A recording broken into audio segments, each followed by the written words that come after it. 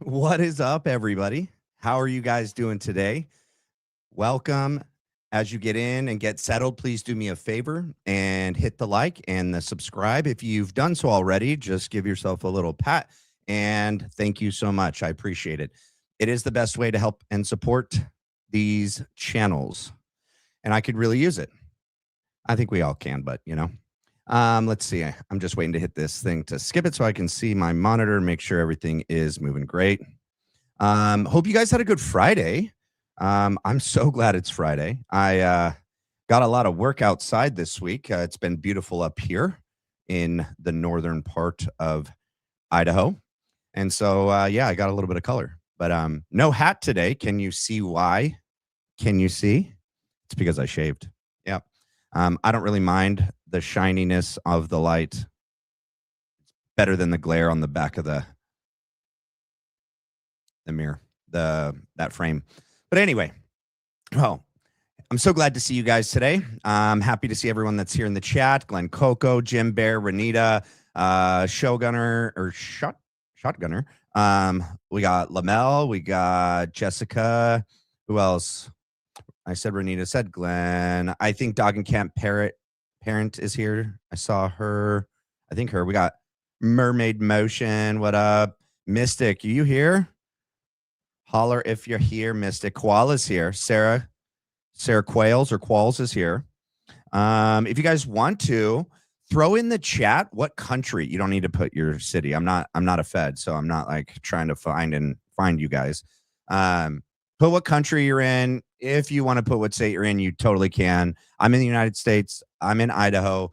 That's where I am streaming from. Where are you guys viewing from? It's a big world, right? And in this day and age, we can all feel pretty separated, especially with everything the rich elites are trying to do. Pit us against each other, divide and conquer, control and manipulate, make us think we're all each other's enemy. We got Illinois, Canada. What's up, Canada? Southern Illinois. We got USA up in the chat. USA, woof, woof. We got Germany up in the chat. Colorado Springs, what up? Washington State, what up? The best, Heather. That means we're pretty close. Southern California. What part of Southern California, Dog and Cat Parent? I'm from Oceanside, Vista, California. That's SoCal for show. We got Ohio. We got North Carolina. And I have the federal government calling me. No, I'm just kidding. Just a robocall. But, they saw I was live and they're like, we got to keep tabs on this guy. He's making moves we don't like. All right. Who else? What we got? Simi Valley. Oh, my goodness. Oh, that's where the O.J. Simpson case was, right? Didn't they move it? They moved it to Simi Valley. I knew a lot of people. I dated a girl from Simi Valley. She was crazy. Simi Valley used to be just a really gorgeous place. Lots of cops in Simi Valley. They lived there back in like the Rodney King, right? The Rodney King riots, right? When he got beat. Was it Rodney King? Is that his last name? Am I remembering that right?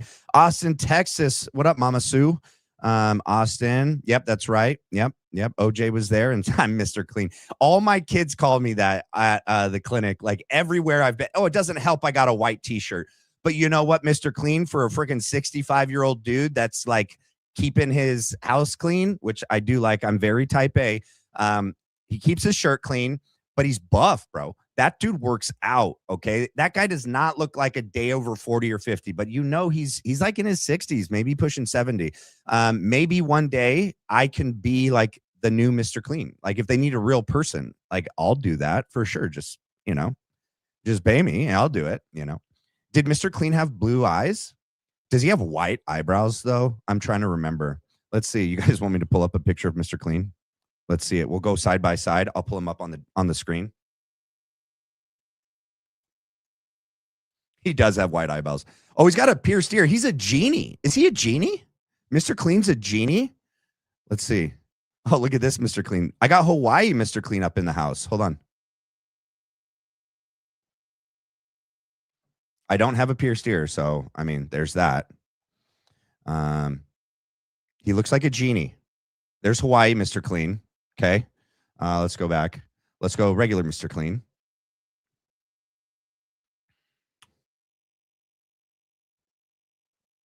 He does have blue eyes. Dang. Oh no, wait, hold on.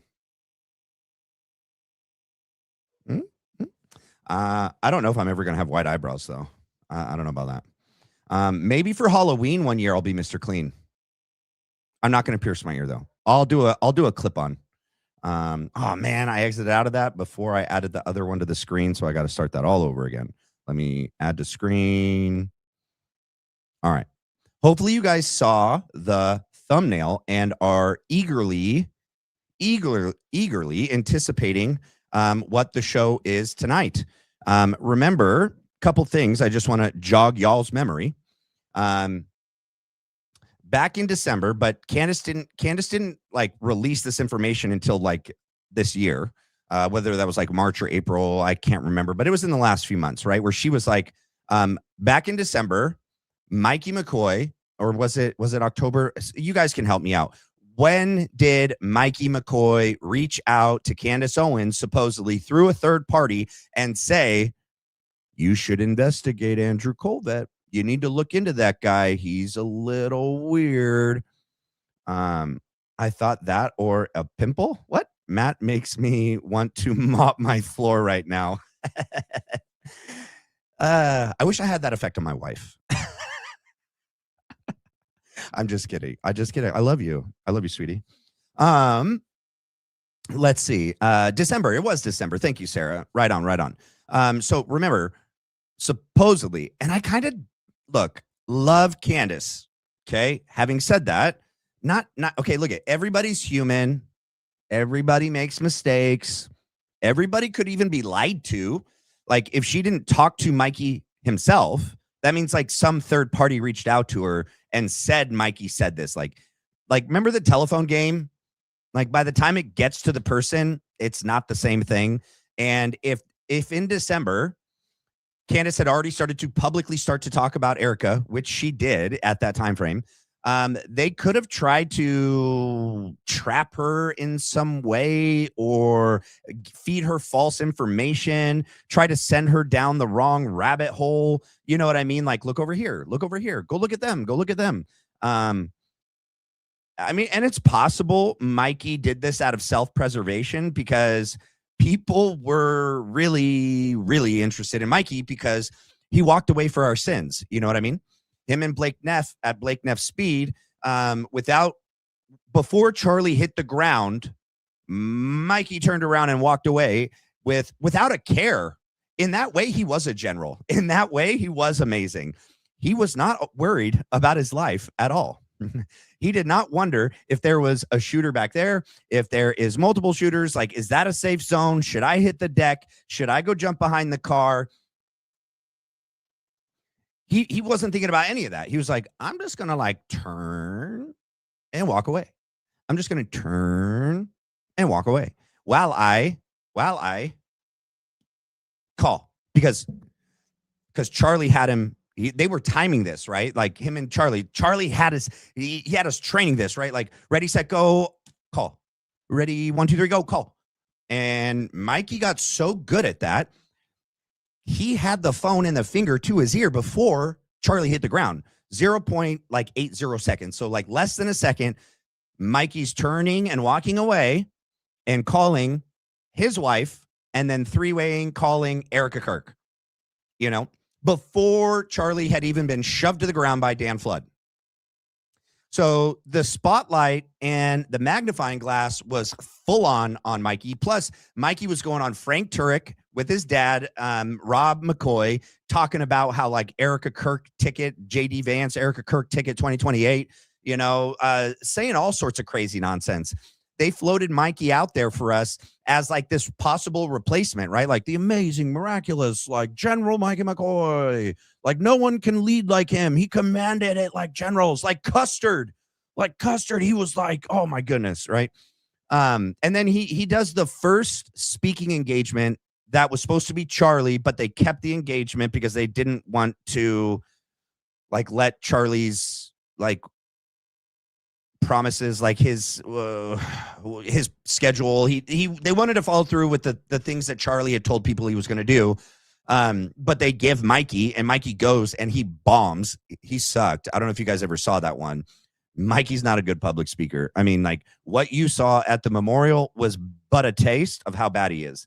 If you go back and watch that speaking engagement wherever he goes to shortly after the assassination, he sucked. He sucked. All right. But back in December, so Mikey could have been like, bro, they be looking at me. Andrew, your PR, can I cast some shade your way? I mean, you're innocent. We're all innocent. So it's going to go nowhere. Can I just like tell this chick to tell Candace to like investigate you? Or he did it and he really did do it. I don't think he did it though, because like you're going to see today, he's freaking sitting there with Andrew Kolvet acting like chums, like best buds. And Andrew even says like, again, he's miraculous. He's amazing. He's so great. Also, we got a face to put with the name Daisy, the Daisy TPUSA person who is a culture analyst. She is a culture analyst for TPUSA. All right. And we're going to look at that. And then we got Blake Neff, of course. And we got Andrew Kolvet, of course. And it's going to be a good show. We got a lot of good things. Huh? But yes, I do have an Instagram. Yes. You did not know that? Oh, thank you. Thank you, Bree baby. You added me. I will approve you. Never. No, I'm just kidding. I'll approve you. Right? Don't you have to confirm? Watch this. You can watch me do it. Ready? Bree baby X. Confirm. There you go. Sure. Follow back. Follow back. I followed you back. All right. Now, let me check something before we get going. Because once we get going, dude, I'm so tired of this analytics page, bro. It's just so frustrating. Never before had it done some of the things it's done in the last few weeks, and it's just like redonkulous. Oh, that's an interesting photo. I'm gonna repost that because that looks real to me. All right, let's get into this. So, and some of the things they talk about today on the Real America's Voice show is they shove words, Andrew does it better than anybody, into Charlie's mouth about how he actually didn't like Massie anymore. I kid you not.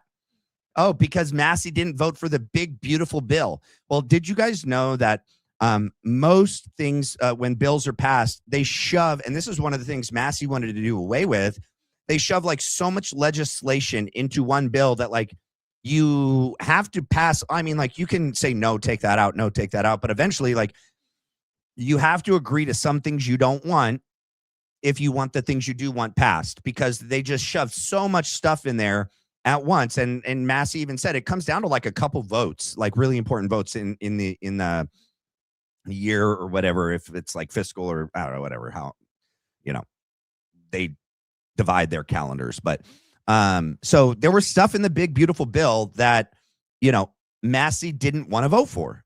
And here's how we know for a fact TPUSA is the new Fox, and they are never, ever going to be honest, because they attack Massie because he doesn't wholesale support Trump in everything he says or does. Okay. And that's all. And then they try to say like Charlie did. Okay. Charlie did, but he clearly did still push back. He pushed back about Fordeaux, and then he was like, okay, I'll trust you on this one. But if Charlie was still alive, everything that happened after Charlie's assassination, there's no freaking way any honest person would say that he'd still be supporting Trump. Okay. No Jeffy Epi file release, right? You got Kash Patel, Dan Bongino, Pam Bondi. We got Venezuela regime change. We got Iran regime change. We got, you know, American servicemen and women died in combat in a foreign land, in a foreign war, possibly going to be a quagmire. Professor Yang says this is going to be dragged out for years.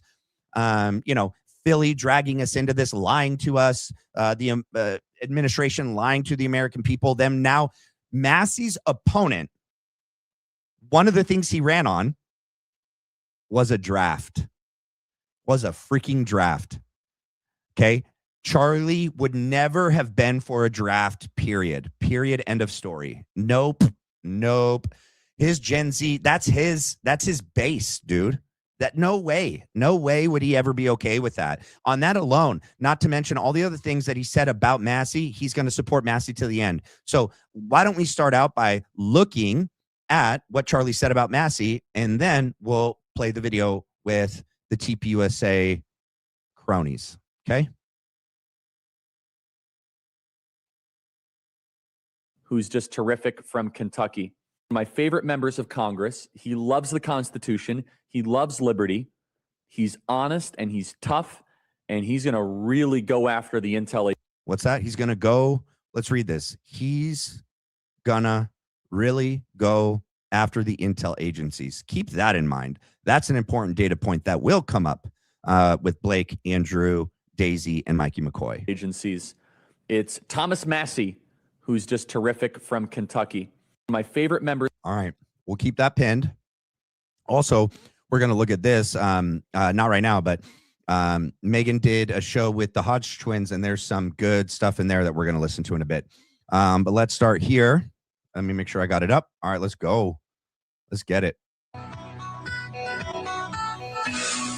right, welcome back. Hour 2 on a Friday, leading into Memorial Day, and we have special guests, Daisy Phelps, everybody's favorite. I've never sat in this chair. Everybody's favorite culture analyst, expert.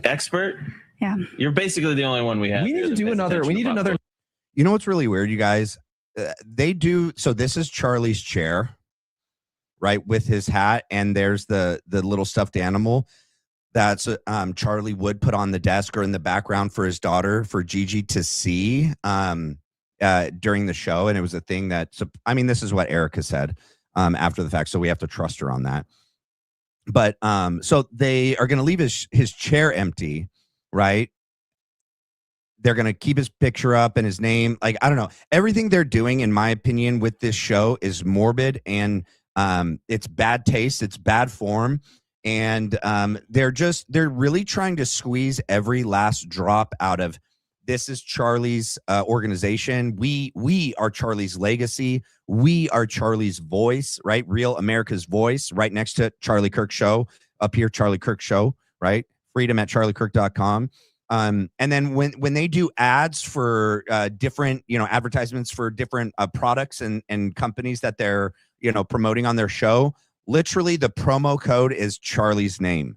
That really does bother me, and I don't know how they do it so easily. Like, it's not morbid in any way. I can't. No stupid questions and another pop culture power. We can do that. Yeah, and we have Mikey McCoy joining us. There he is, right? So this is the guy, okay, that walked away in 0.8 seconds, and was wicked suspicious early on, and still is, in my opinion, sitting next to, okay, remember, Blake watches Candace Owens and then reports to Andrew. So Andrew is aware of this supposed mole, Mikey McCoy, who supposedly reached out to Candace Owens in December and told Candace through a third party to look into and investigate Andrew Kolvet. Yeah. And they're all still working together. Okay. And he's sitting right next to him. And let's just listen to how Andrew introduces Mikey. We're getting emails about him. We're getting emails asking, where's Mikey? I want to have him on the show again. People are asking, where's Mikey? Because he literally was floated and then disappeared. And then Candace just recently said that he reached out to Candace saying that Andrew Kolvet needs to be investigated and looked into. That's why people are interested in Mikey, bro. Be real. I'm the not so special guest. That is not true. You were amazing. You were remarkable. You were incredible, and we love you. And it's so good to have you back. Yeah, back by popular. Dude, I think they're even they're trolling us right there, you guys. You're amazing. You're remarkable. You're incredible. What other ones can you throw in there? Okay, and then looked at him and smiled. Like they totally know, they're playing into all of this. And that's what really has me like, I don't think Mikey reached out to Candace and said that Andrew Kolvet needs to be investigated. If they did, it was like a ruse. It was like to try to throw her off the scent. Like, yeah, okay, he's gonna come onto the show and be buddy. Like, come on, you guys. Like, come on. Demand. Been all over the place. You did a baby moon. You did a baby moon. I did. This is Yeah, have we amazing. talked Is that about the this first on the public show? announcement? Babies. Okay, I think that's our first public announcement that there would be a baby to moon over. So. Yes. What's a baby moon? What's a baby moon? What is that? The hips don't lie, Julia Pierce. Yeah. What's a baby moon, you guys? Oh, I didn't put the chat on the screen. Dang. Sorry. All right. Do you guys think Mikey actually reached out to Candace Owens? Like, I'd love to know that. Throw in a chat. Do you guys think Mikey McCoy in December used a third person, reached out to Candace Owens and said, look into Andrew Kolvet? Do you guys think that? Who thinks that? And then tell me why. Like, put one in. I'll throw it on the screen. Okay. I don't. And then then what do you think of why did Candace say that then? And like, why is he now on the show and they're like perfectly fine, like as if nothing happened, right? And Mikey and his wife both work for TPUSA. I don't know. Just, I had an issue with that when it came out, and I just don't think I get. Yeah. His chair is empty like their souls. Yeah. Yeah. I know everything they do. They're doing it just for the, baby moon is like a vacation after you have a new baby. Oh, like a honeymoon. What? I've never heard that. So wait, go on a vacation before you have the baby. Okay. Before the baby's born. Okay. With your wicked pregnant wife that's like 8-9 months pregnant. That sounds horrible. I mean, my wife was like bedridden. I mean, she's little and she had twins, so she was all belly and just like little arms and legs, and like had preeclampsia and like couldn't really do much. She was on bed rest at the end. Don't think she would have been able to go on a baby moon. Yeah, please throw a super chat in if you guys want to give your thoughts on whether or not you think Candace actually, or if Mikey actually reached out to Candace. Do you think it was legitimate? Like, do you think he actually really was saying to Candace to look into Andrew Kolvet, and why? Like, Candace was public enemy number one at that point. And then, or do you think, it was to get the attention off of him and put the attention on Andrew, or the whole thing was kind of like, sending Candace to chase her own tail in on an empty, down an empty alley that would end up nowhere, to distract her, or to see if she would even listen to them. I don't know. There's so much with it that I just don't get. Let me read this. We got.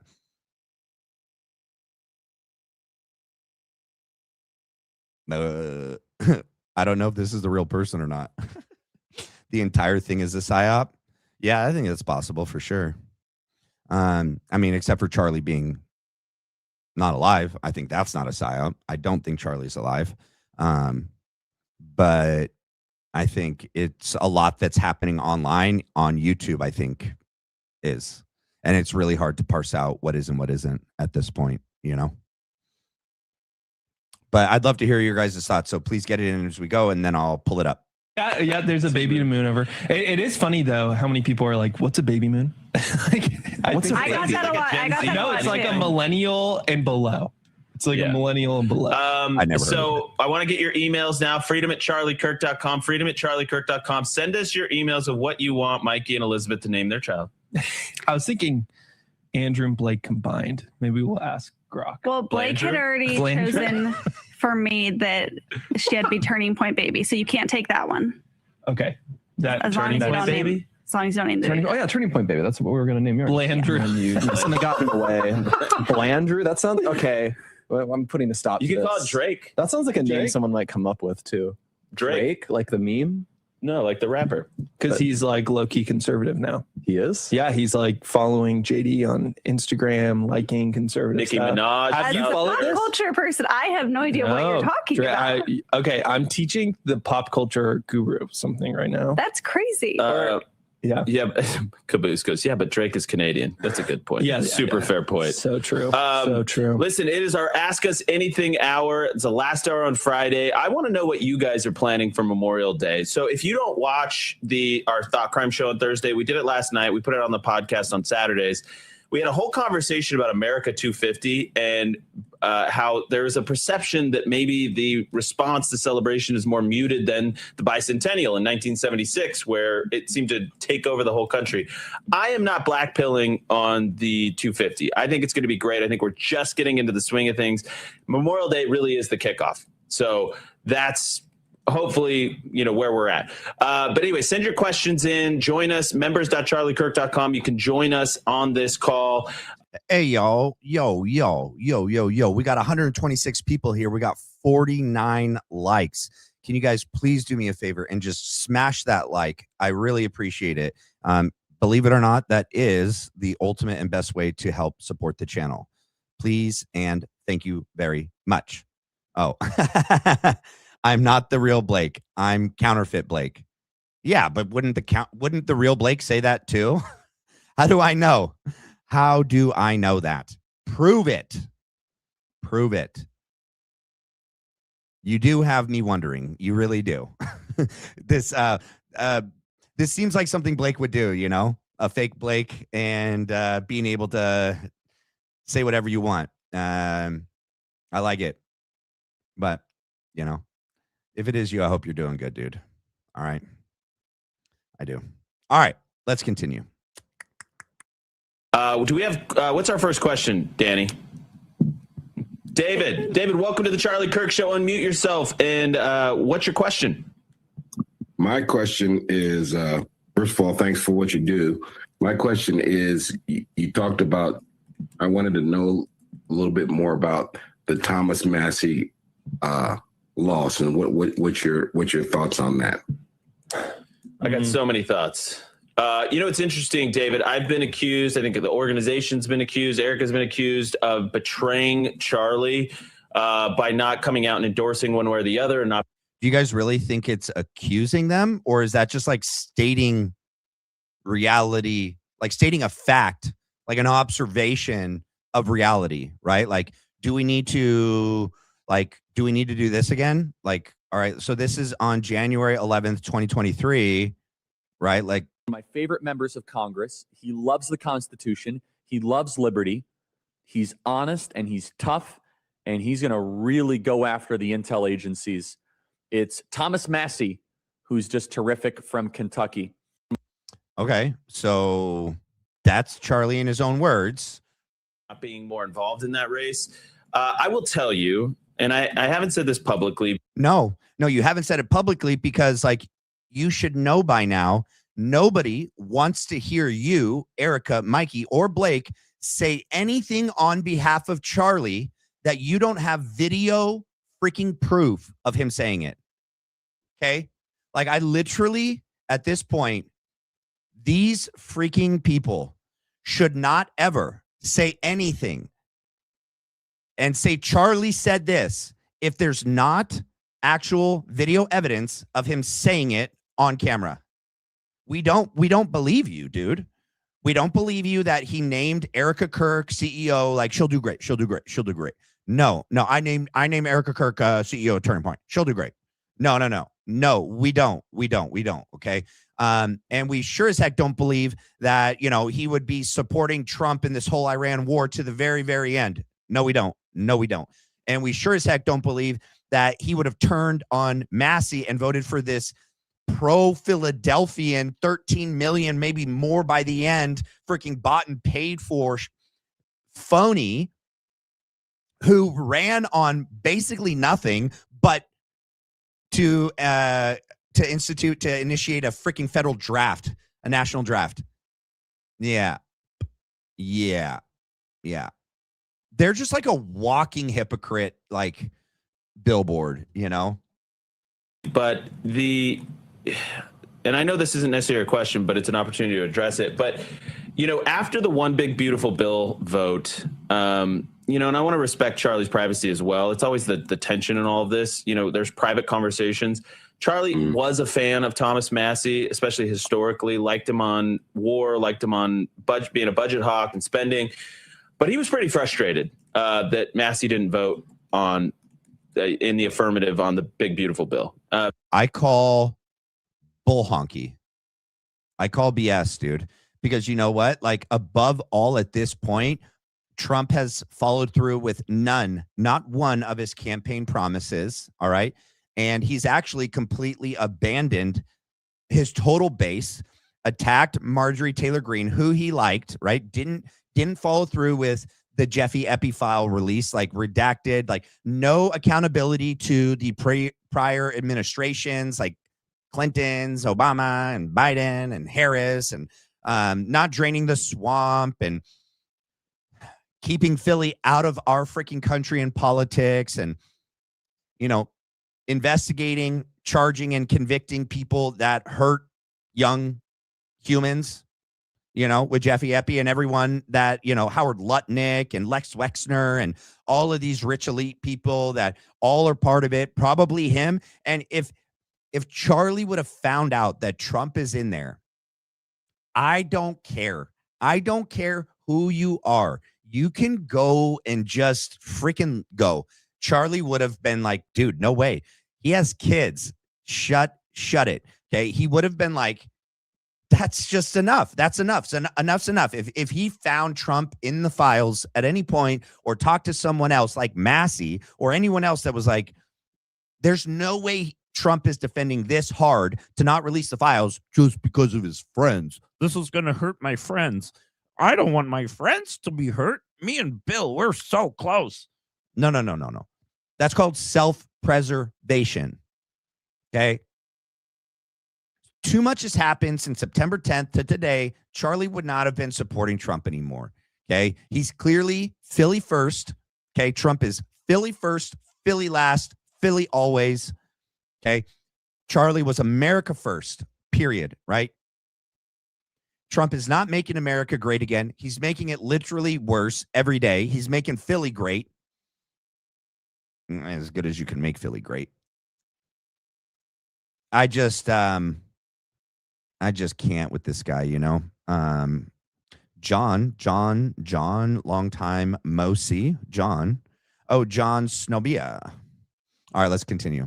It gets crazy, you guys. It's going to be a good show. Because it was essentially the totality of President Trump's first-year agenda wrapped into one bill.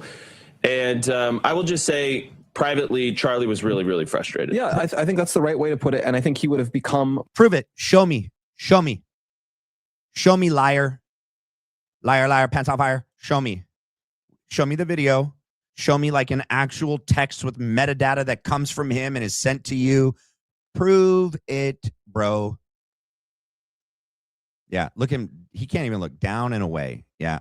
You're dishonest, dude. More frustrated over the events of the past 9 months, which is, we liked what Massie said. We liked his libertarian credentials. We liked him making the debt clock that ran on the and I still like Massie. And there's so many things to like about him, but he has, especially over the past few months, he's become the number one, let's put it, Republican gadfly. Republican who gets in Trump's way, criticizes Trump, and not just on debt or the war, but also on Epstein, saying that where there's this pedophile class that Trump is allied to, essentially. And I think Charlie would have been, as you said, very frustrated. He would have, and Charlie was not a guy who would feud publicly. He would have certainly been messaging Massie about that and being like, what's going on here? Yeah. And he would have been very concerned with it. Well, we don't know exactly what he'd say. Yeah, I don't know either. Us being honest about it. Yeah, but I will tell you that I had some very candid conversations after the big, beautiful bill where he voiced his frustration to me privately. You guys keep hearing that? It's like someone going, it's bothering me. I've already listened to this once. I can't figure out who is doing that. Is it Mikey going, or is it Andrew? First one to figure it out. Help me figure it out. Help solve this. I think, you know, the big concern with the Massie vote is the breakdown in generations. We just had Rich Barris on and we were talking about it. What you saw was anybody under 65 supported Thomas Massie, but they didn't show up. Yeah. Ryan Matta and I think Base Sam Parker and some other people on X did a breakdown. And I think even Tommy Bourne was talking about this. This election seems to have been stolen non-authentically, much like 2020 was stolen from Trump, right? And all of these last minute mail-in and like ballots that are very suspicious and just tip the scales massively against Massie.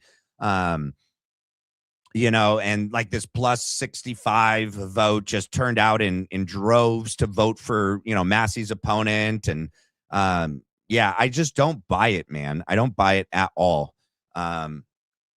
So let's continue. And so that's a huge issue. And in our position, sometimes sometimes our role is to be the voice of the Gen Z voter, 18 to 29. And sometimes our role is to try and encourage them in a better way of thinking, right? And so sometimes we're out here saying, hey, they've got a really good point, and it is the affordability crisis is really hard. They're not economic incumbents. They don't have a leg up. They don't have their securities. They don't have their stocks and bonds and their properties. So you got to find a way to help them get their foot in the door, right? Okay, that's a valid critique. Okay, that's where we get to be the voice of Gen Z and sort of try and make their voice louder, make people in power understand and listen and acknowledge it.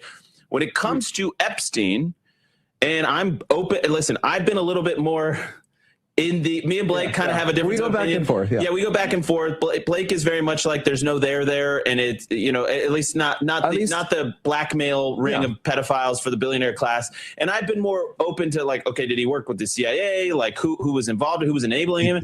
But I do.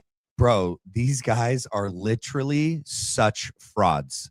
It's unreal what a bunch of frauds these people are, because Charlie for sure believed many people were wrapped up in this whole Jeffy Epi thing. Okay. And he for sure thought he was working for Philly. All right. In the intel agency of Philly.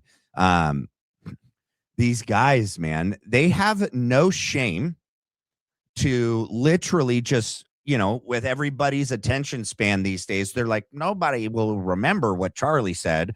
And if they keep scrubbing all of Charlie's content that they don't like what Charlie said from, you know, the different channels that Charlie was on, whether that be TPUSA, Charlie Kirk's show, Real America's Voice, or other guest podcasts that he went on, and they can scrub proof of it. Yeah, they can make Charlie say whatever he wants, and people probably don't remember. And people are also so busy working, raising kids, trying to survive, they're not going to have time to go back and like find each, you know, real Charlie Kirk video that actually shows what he said and that it contradicts what they're saying now. But I mean, frick, I'll do it. Okay, the art of not answering a question. Aren't they exhausted? Also, was someone paid to come up with the big, beautiful bill term? Ridiculous. I agree. Always be true. Well, let's see. I wanted to ask you guys some questions that we can, let's see. Okay. All right, let's see. I have these. I want to read one. Let's see. Oh, no, don't scroll down. Hold on. Dang it. Why did it do that? All right. If any of you guys would, well, it's up to you guys if you want to or not. Let's see. How do I? Or I'll read this in a bit. All right. I'm going to figure out how to. Let me continue. I think on a bigger level, when I'm trying to encourage Gen Z, it's like we have to deal in the realm of facts. There's too many people that are dealing in conspiracies and kind of going off the rails here. And the realm of facts is that Trump has been vindicated in a lot of ways. This guy was a creep. Trump early saying, hey, he's messing around with young girls here. Go check him out. He was willing to work with authorities, work with the FBI early on. There's embarrassing stuff in there. People have been forced to resign. If there's criminal stuff there, I want it addressed. Absolutely. But in terms of this larger conspiracy where it's like 5D chess and you've got, you know, Masonic temples and cults and like the Knights Templar and Israel, all like boiling. It's just like, it's not what the data points to. Yeah, it is what the data points to, my man. These rich ruling elite families and people that make it into that 1% that get, brought in, tapped on the shoulder, and, go to the Bilderberg meetings. They go to Bohemian Grove. They gather together and make plans for the next 100 years and how they're going to keep the money within these families and pass down the power within each other's families. They do talk about how they coordinate, like how they're going to no, we won't prosecute you, secret societies are real, bro. Like, what are you talking about? Charlie knows that as well. Charlie knew that as well. I just can't stand that. He had nothing. It was just him, and it wasn't this big conspiracy. And all right, Dan Bongino 2.0. This guy just, all right, let's continue. Yet or ever, maybe. And maybe there's a part where we're just not going to know. And you're okay with that? You're okay with never knowing, Andrew? Are you? We're not, bro. We're not okay with not getting answers. Okay. It's not an issue worth blackpilling about. You look at Massie. It is definitely an issue worth blackpilling about, bro. Rich Bear said that the young people just aren't showing up. His models were wrong because he assumed some were going to show up because it's Massie. The young people like Massie. But they didn't. And so what I'm saying, my message to the Massie young supporters is do not black pill over one race. I mean, Massie's not going anywhere. He's going to be a podcaster. Maybe he runs for president. No, but the issue is that it was bought. It was stolen by Philly. And they literally robbed us, the majority of the people that wanted Massie, Charlie being one of them, so that they could put in their person, okay, that's going to vote for the things that they want and against the things that we want, okay? Someone that is willing to sell their soul for money and do whatever the rich and powerful elite want them to do, all right? Let me get back here.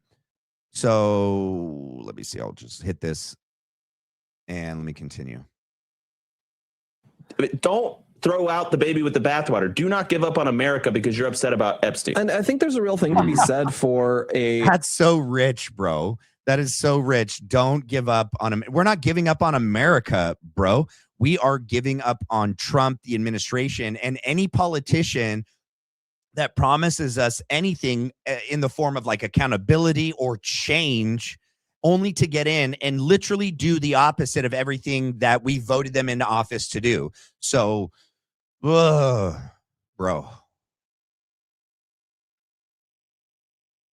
Yeah.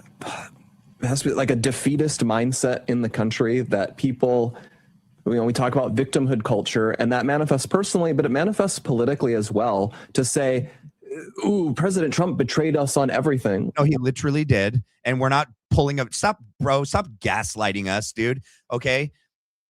The people wanted accountability. We wanted someone to be charged, convicted, and sentenced for the things that Jeffy Epi did and the people that are around him that are part of this administration. We wanted no war. Okay. We wanted lower gas prices, cheaper and better affordable. We wanted to just have a better cost of living. We wanted to focus on America, making America safe and great again. Hence, make America great again.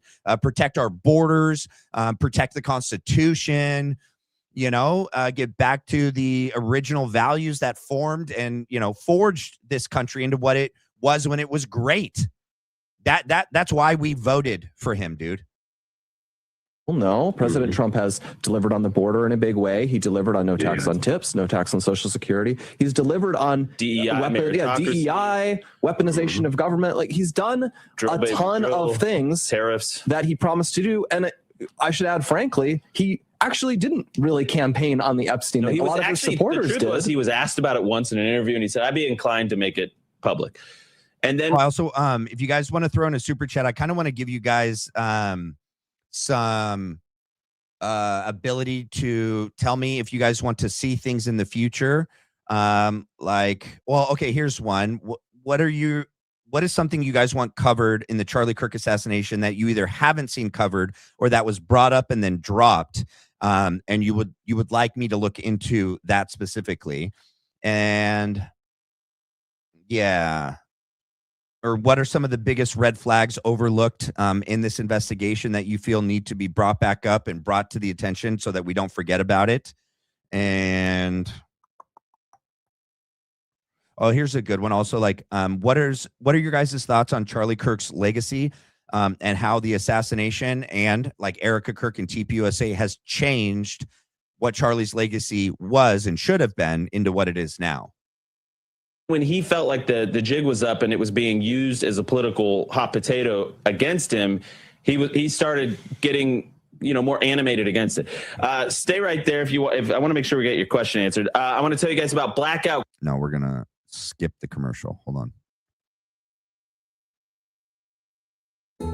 Back to the Charlie Kirk Show. We are at the Y Refi Studios in the limelight. So God bless him. We pray for him. And we pray for Tulsi Gabbard as she pays the attention that her family needs right now, it seems. And so kind of a sad reason for that to be happening, certainly. And it says effective June 30th.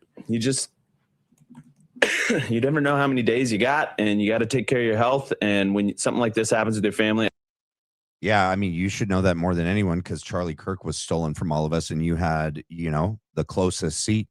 Let's see what we got. Ed G equals House Make Philly Great Again, signed Candace Owens. What? Ed G. I'll write this down because I don't know. Was this to one of my questions or is this something else? Ed G equals House Make Philly Great Again, signed Candace Owens. All right. Hopefully I can, when Mystic always breaks down things that I don't understand. I totally support this. It's such a difficult role, by the way, DNI. You're basically, babysitting all the intel agencies that don't want to be babysat. Oh yeah, Ed Galhoun or Galilean or Galloon. Yeah, it does equal Make Philly Great Again. Yep, I agree, 100%. Don't want to be babysat. Don't want to be policed. Don't want to listen when you tell them to do things. Yeah. We want whoever replaces her. We want someone who will boss them around and bully them because the agencies are in need of that. They are very out of control. And let's be real, they think they should be above democratic policing, above control. Huh. Oh, do you know who wanted to literally do that? My favorite members of Congress. He loves the Constitution. He loves liberty. He's honest and he's tough, and he's going to really go after the intel agencies. It's Thomas Massie, who's just terrific, from Kentucky. Really go after the intel agencies. Let's see. Where's the beginning of that statement? And he's going to really go after the intel agencies. Huh. And you guys feel that that's an important issue, which I do too. And the guy that would have tried to do that, you just helped make sure he couldn't do that. Yeah. Okay. Yeah. I couldn't agree with you more. And I mean, it's one of those things where I know Abraham, and so it's hard to hear this story and not make it personal. He's legitimately a great guy. I want to get a picture of him up there. That's why I'm looking down at my computer here.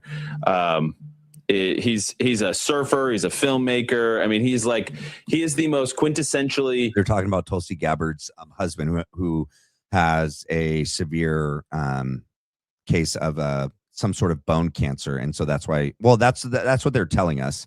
Why she resigned. And that's what they're talking about. Hawaiian dude that you can imagine.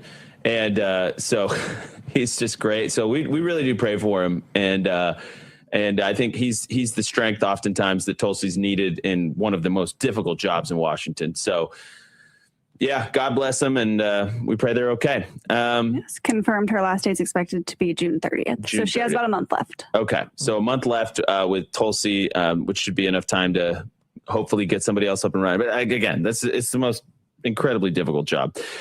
Do we still have David on? Yeah, I'm still here. All right, David, did we answer your No, you didn't answer his question when we were talking about Thomas Massie? Definitely good points there. Mikey, you got a point to make. That guy's totally a Turning Point employee or a parent of a Turning Point chapter lead or something that they had call in and ask that question.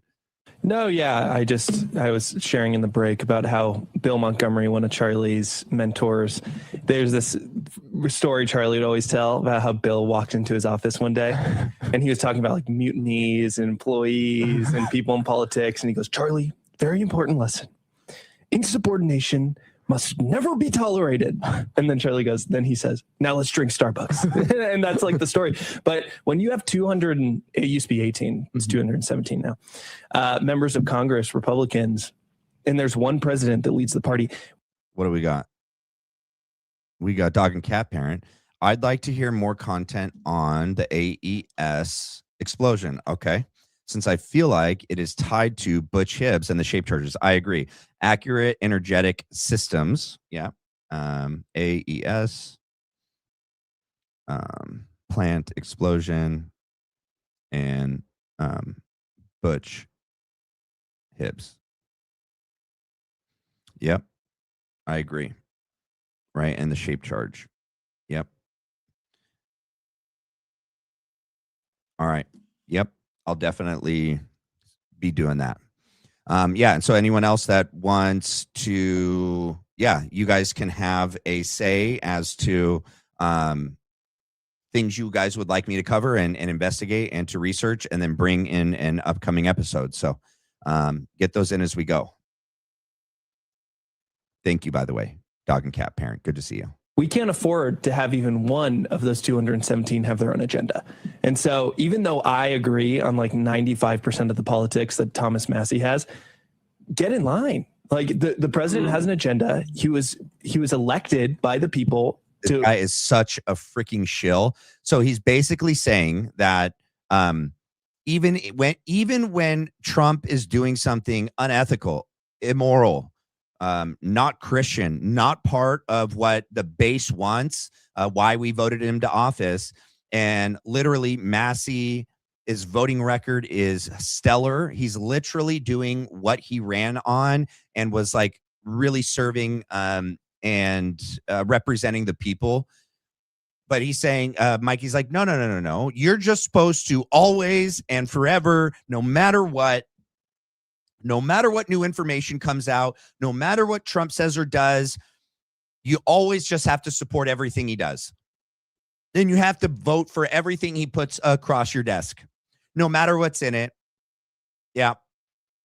You just have to. And if you don't, it means that Charlie didn't like you and he wasn't going to really support you. And it's just such a bold-faced lie. And it's so stupid. To enact that agenda. And so get in line. And if you don't, then everybody knows who this president is. He's going to come after you. Yeah, he will. It's so funny. It's so funny. Oh. Like, are we shocked that the president's going to primary you? Like, everybody's moaning. No, we're shocked that he primaried Massie, dude. We're shocked that he endorsed Ed. Okay. I guess at this point, we probably weren't really shocked. But I think, it's just still shocking in the bigger context of things, Yeah. And upset that he's not spending as much time fighting. Okay, it's Donald Trump. Yeah. Like, are we surprised? Oh, it's Donald Trump. He's not actually going to do everything he said he was going to do. Like, why are you surprised? He completely lied to you, and he's supporting and protecting his, friends that were all part of the Jeffy network. Like, come on. What have we got here from Glenn? What up? I'd love to learn more about why the initial stories included Erica and kids. Yeah, I actually could tell you why, but let me write this down. Why? And I can I don't have it pulled up. It's in my history on YouTube. But I'll tell you in a second. Initial stories, but I can even do a deeper dive to see how many people were promoting that. Why initial stories reported EK and kids at UVU event. Yeah. Well, so there's a couple people that were initially interviewed that were on scene there by local news that reported that. They said that. Okay. But these people that were interviewed are people like Phil Lyman. Phil Lyman didn't say that, but people that are very questionable, or that, like that Jacoby person, right? Like people that have ties to weird parts of the government or federal agencies or the administration, or, you know, like it's a narrative that they wanted to be out there to, like, the more shock and awe to really, you know, gin up this outrage. Because, like, can you imagine if that were true? If that were true, how much more sympathy, how much more grace, and, you know, just space to screw up would we have afforded Erica? That if, like, it were true, or even if it weren't true, but they made it like we thought it were true, right? Like somehow they made us all really believe it. It would have made her untouchable, right? And her grief and everything, it just would have made her so much more untouchable. Like we wouldn't be able to, and then, like, remember, some people are still saying that, like Dan Bongino and other people. They're like, she watched her husband get assassinated. You know, what's her name? Allie Beth Stuckey. And she saw her husband get assassinated. No, she didn't, dude. Go back and watch the initial. I never saw that. I don't want to see it. I'm not going to watch it. I'm not going to let my kids watch it. Andrew Kolvet, like Mikey McCoy. No. We are working around the clock to ensure that she doesn't see that. We make sure she doesn't ever have to see that. Right? Yeah. What's this one? We got always be true. How did UVU event get together in 7 weeks? Yeah. Yeah. So why UVU event was like fast tracked and approved in 7 weeks, which is totally not typical. Candace made that very clear. The normal timeline, sorry, I didn't finish reading it. 7 weeks. The request was sent on July 18th. Yep.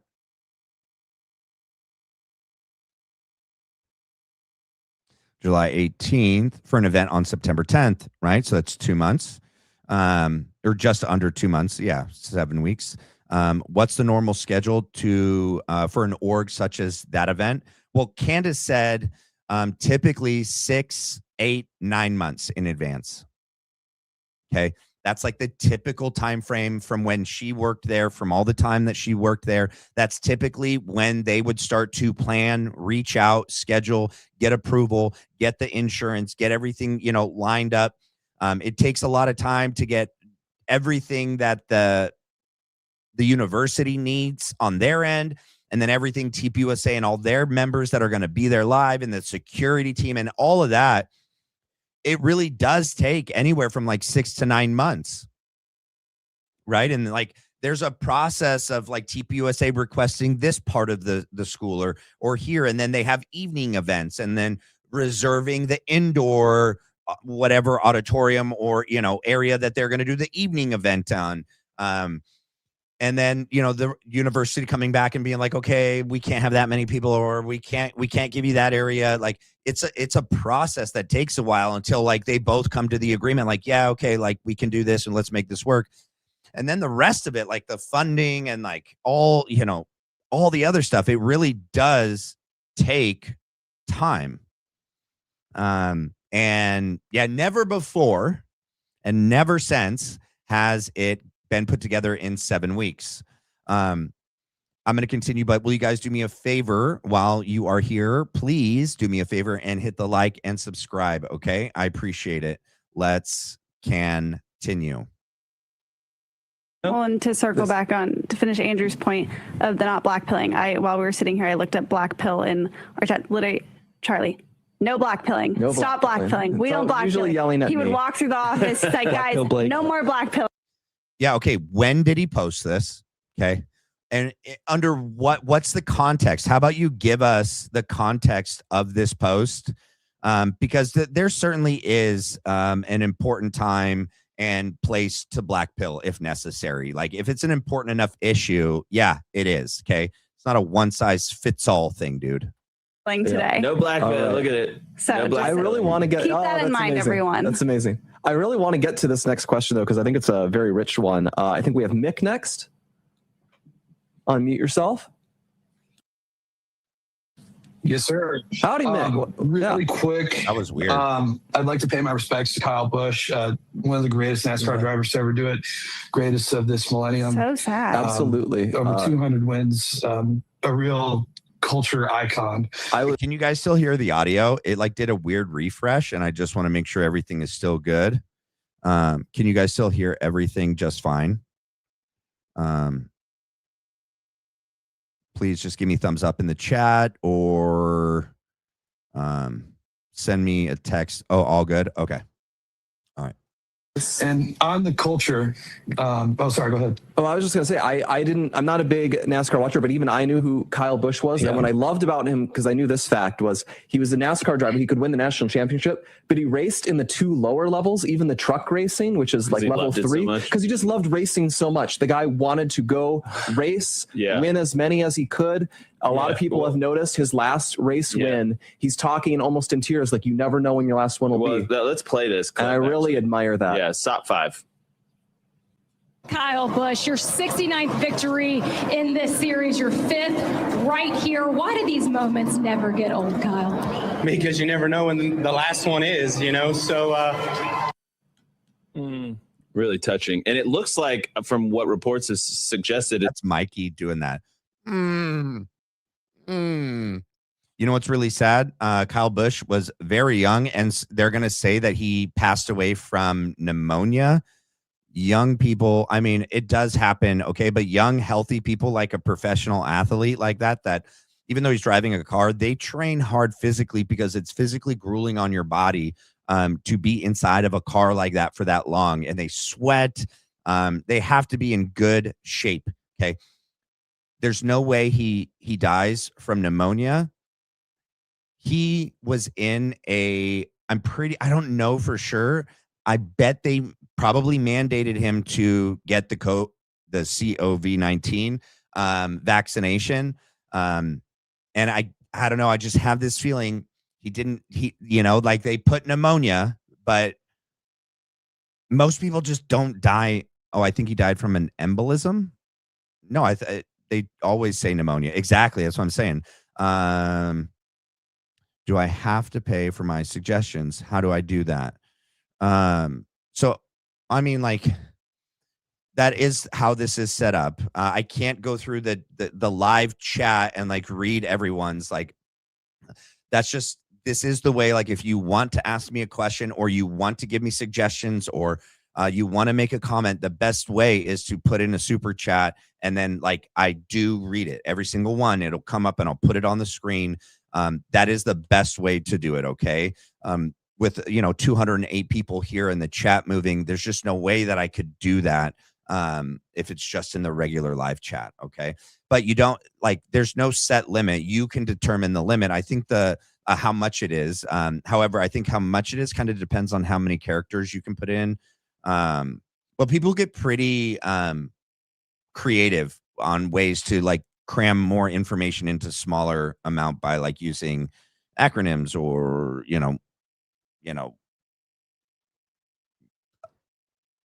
what's the other? I can't think of it, short speak. But yeah, that is the best way to do it. Okay. Let's see. Did I get the last one? I did. Oh, I was going to look up how official cause of death for Kyle Busch. Hold on.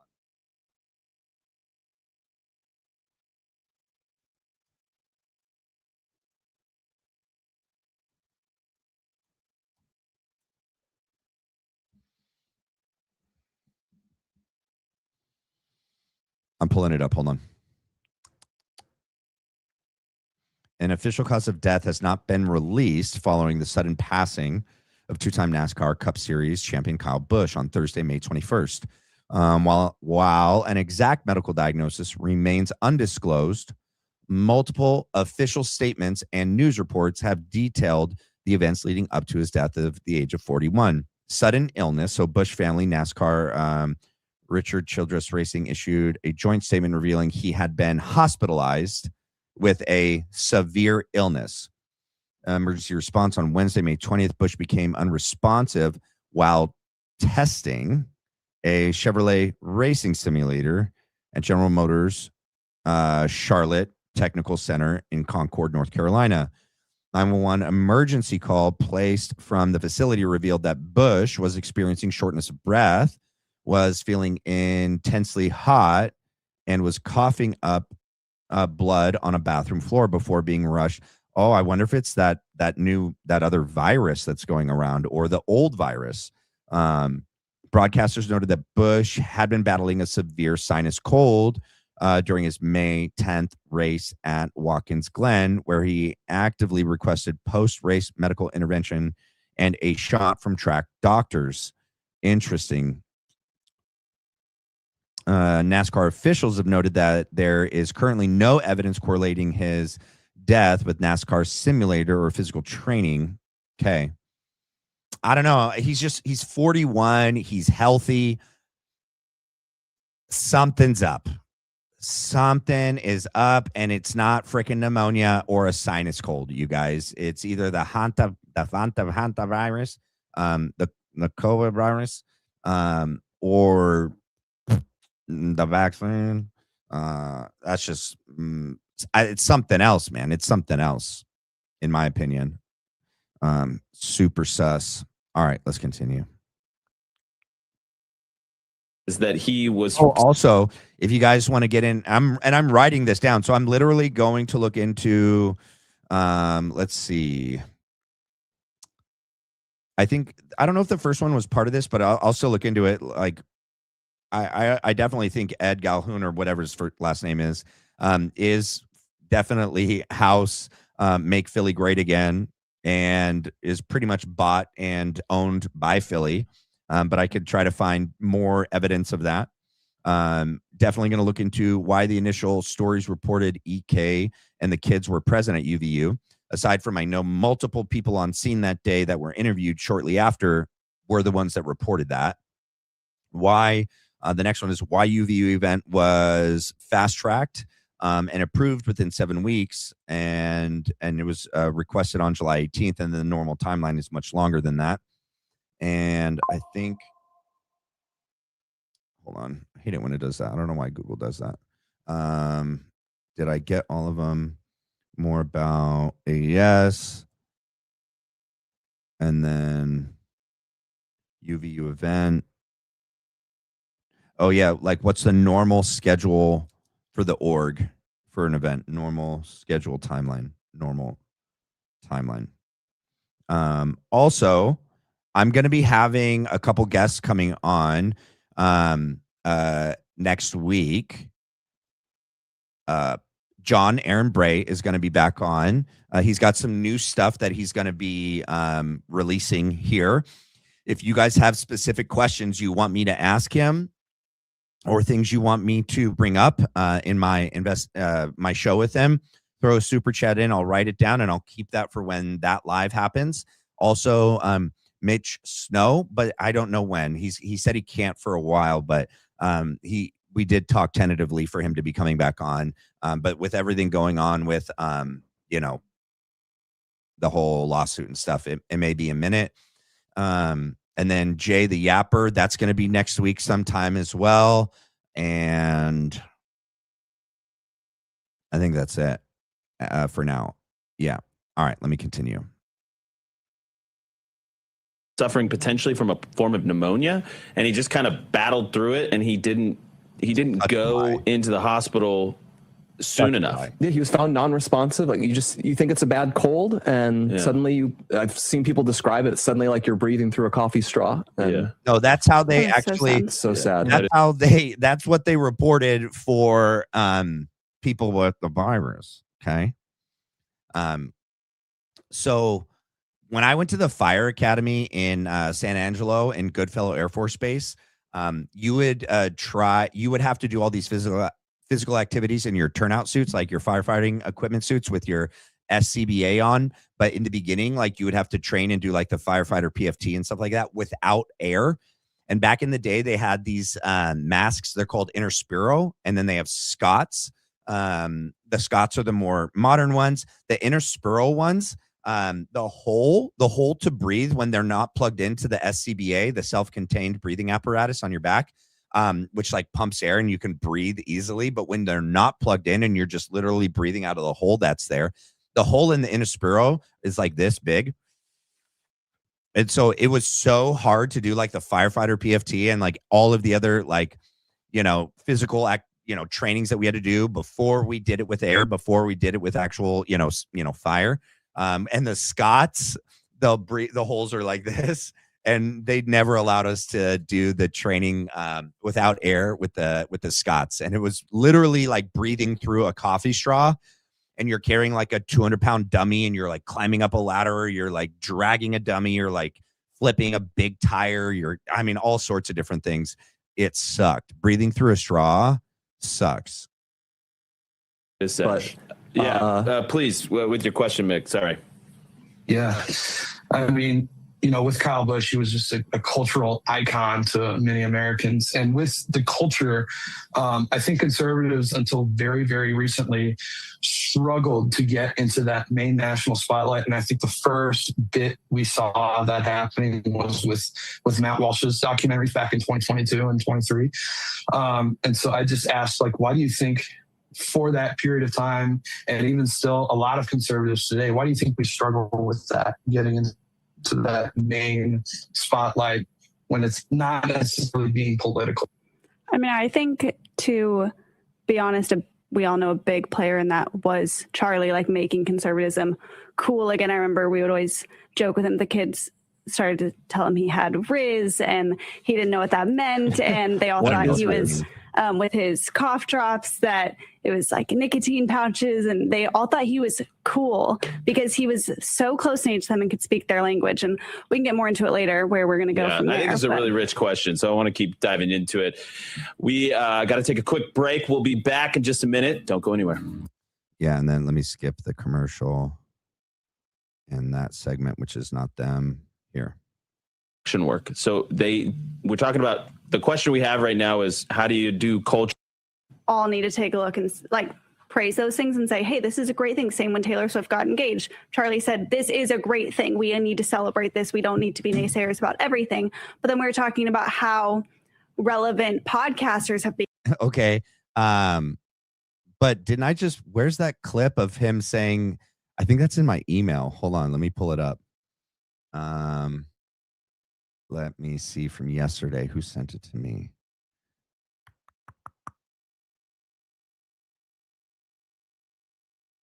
No, that's not it. Hold on. Claps back. Let's see. Is it this one? No, that's not it. Hold on. Where's the one where he talks about...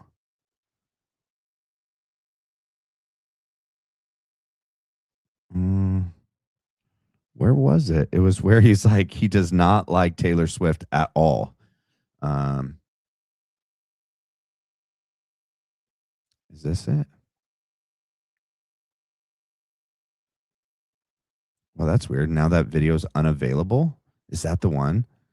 Holy smokes. Well, I think it was my wife that found that to me and sent it to me. All right. Well, if I can't find it, you can send that to me if you guys, but literally, so now they're like, oh yeah.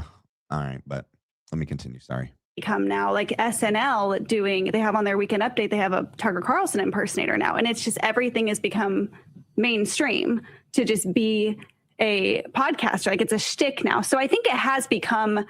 Netflix has a whole podcast section on it. Yeah. Yes. Mm-hmm. With Blake, really? Okay, Blake. Yeah, it's like it's just on the homepage. It like it shoves horrible podcasts down your throat. I don't know. I don't see them, but I guess I can't say. But I mean, if Netflix is promoting it, it might be. With Jake Shane, and it's like just podcasting has become so. They've got a lot. Yeah. It's become so overly saturated, I think, and people point that out a lot. Where it's not. I don't know that. Okay, you guys can exit stage left.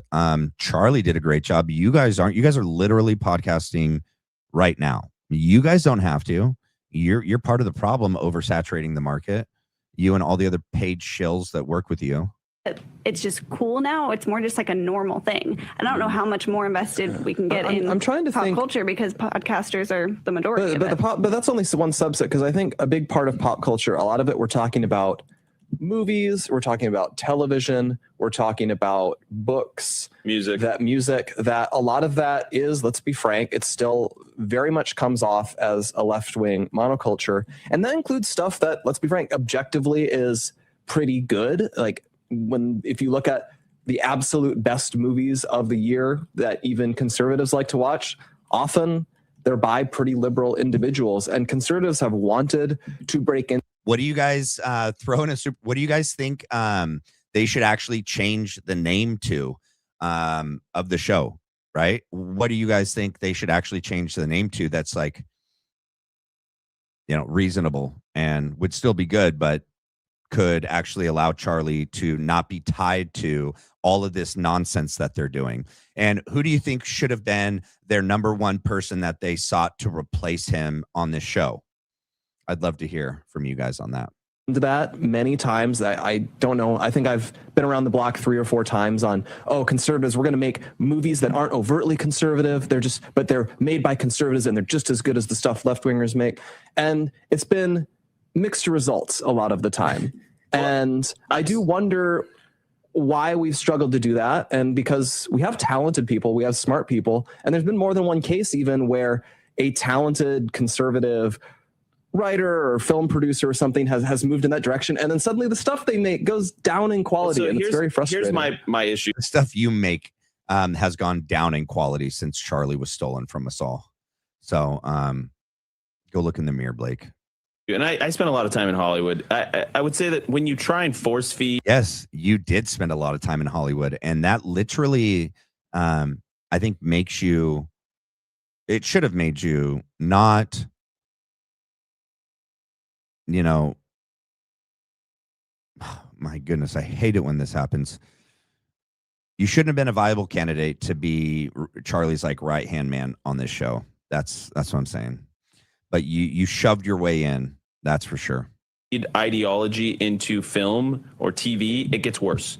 This happens with the libs too. This is why they can't make movies nearly as well as they did in the 80s and 90s, right? Because they're trying to jam their ideology into what should just be good stories, right? And so I would just caution anybody who's doing. Now, if you're doing what Hillsdale's doing, you're doing a documentary about the revolution, that's great. That's the perfect context and platform to do that from. But just tell good stories. I keep mentioning this. I'm watching a show called Widow's Bay right now. It's not liberal or, I know it's a weird name. Hold on, I'm actually going to look it up because he does say it's like a literal horror movie.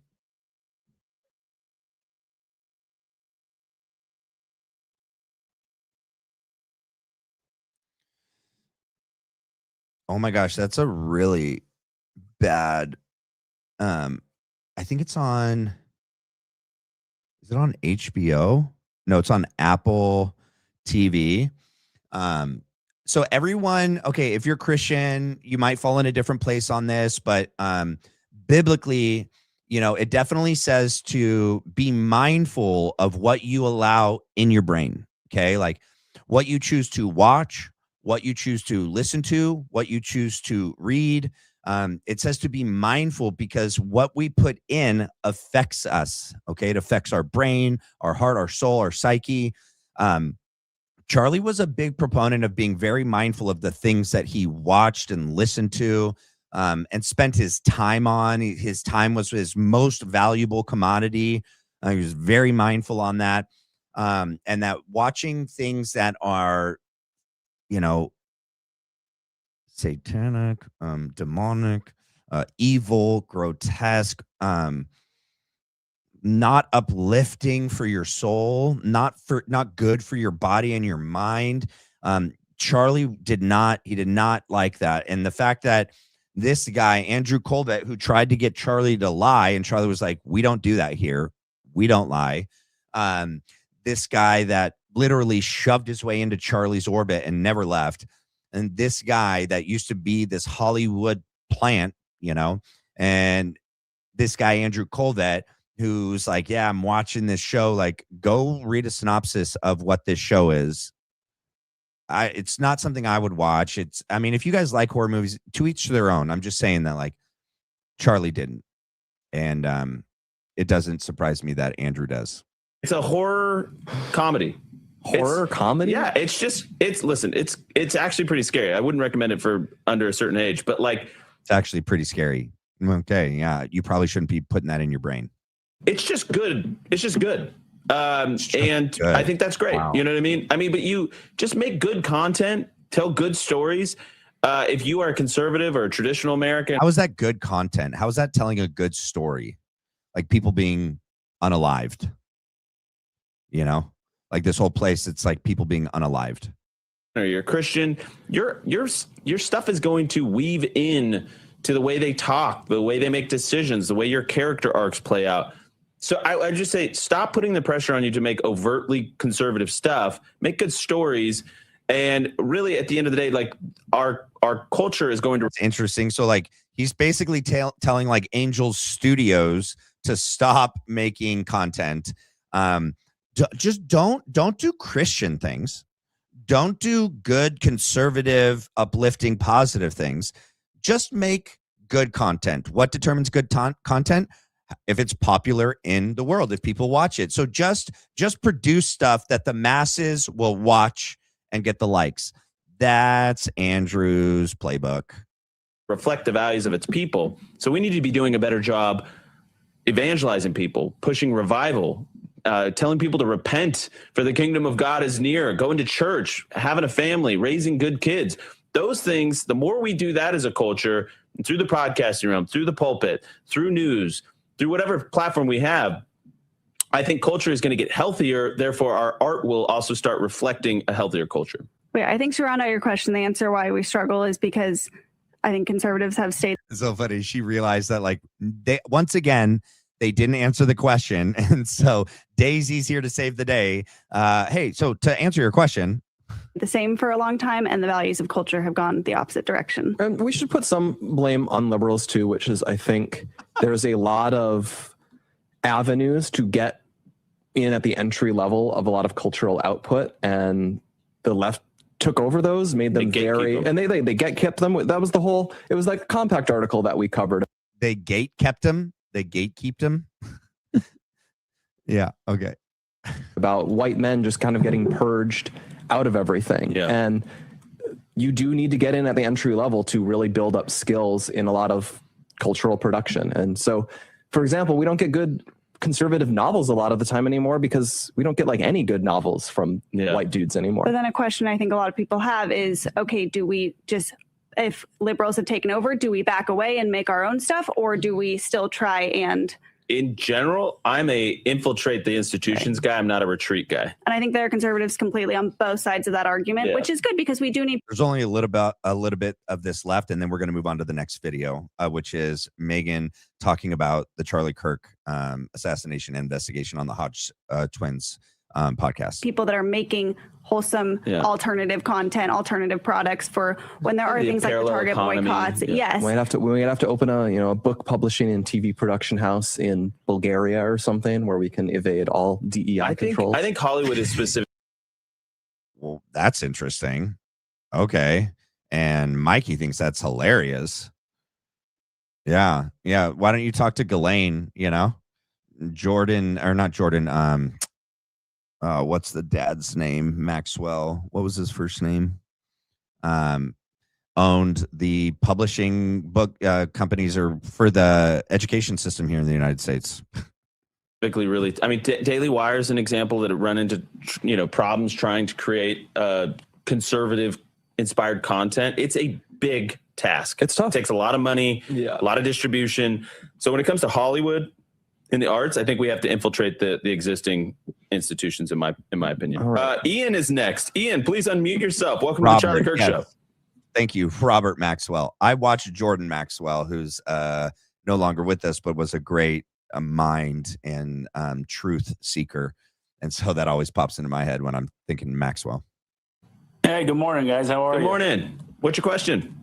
Hey, I've been had the opportunity later this year to go to Africa to preach, and I was, I don't have no fear and doubt, but my faith in God is greater than that. So I was curious about times in your life that God's called you to do something, and how did you show courage? And also anecdotally, I'm sure you guys have stories about Charlie many times with that. So any of that would be appreciated.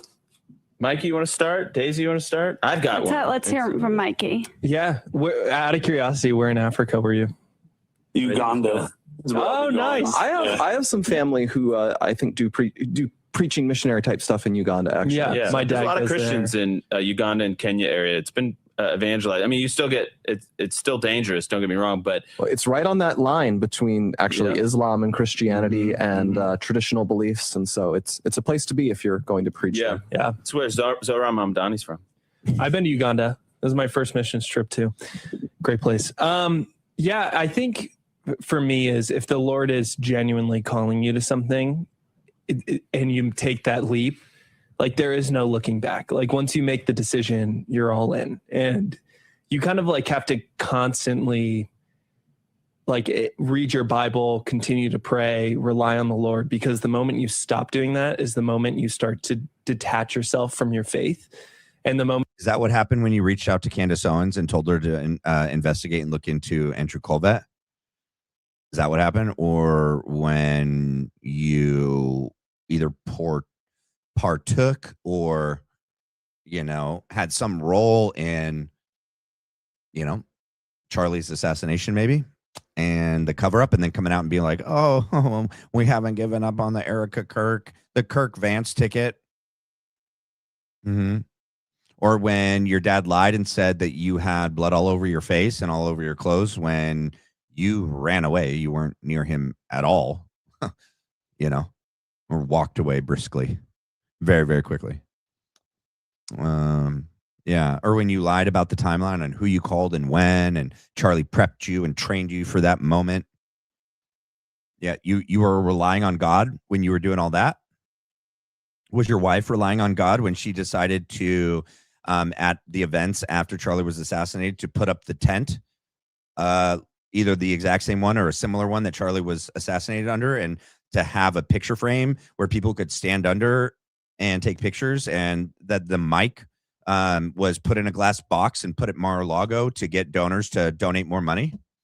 Or when you talked about like, oh, the merch sales and Charlie's so happy, we got all these new people signed up to vote, and the money and the sales and the numbers.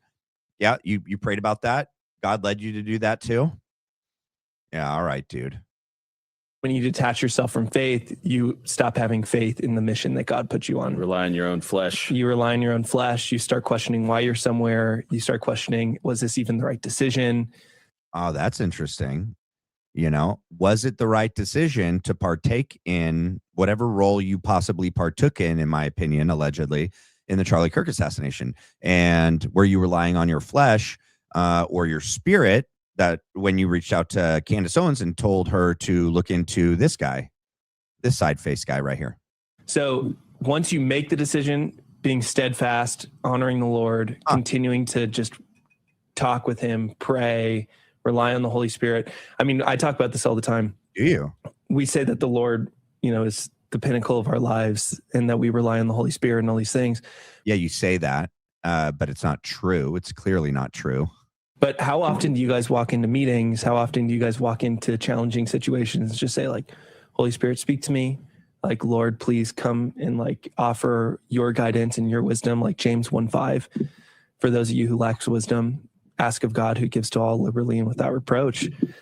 Like, just ask, like, how many times do we actually do that? And how hard is it to literally walk into a meeting and be like, Holy Spirit, come, invade this place and let this be your meeting? Well, that reminds me of my... I mean, why didn't Erica Kirk do that in that Zoom call meeting? And the other meetings that she's been in that after the assassination were super sus. Let's see. I just saw a new video supposedly drop. Let's see. Is it alive? Where is it? There it is. I don't know if okay, I'll pull it up after I finish this. It might be good. Sorry, Blake. Well, I was thinking he asked about Charlie, and I'd say what stood out with me about Charlie is certainly by the time I met him, which was late 2022, I feel all of these people right here came into Charlie's life after 2021. All of these people. I don't know about her, but this dude, and this dude.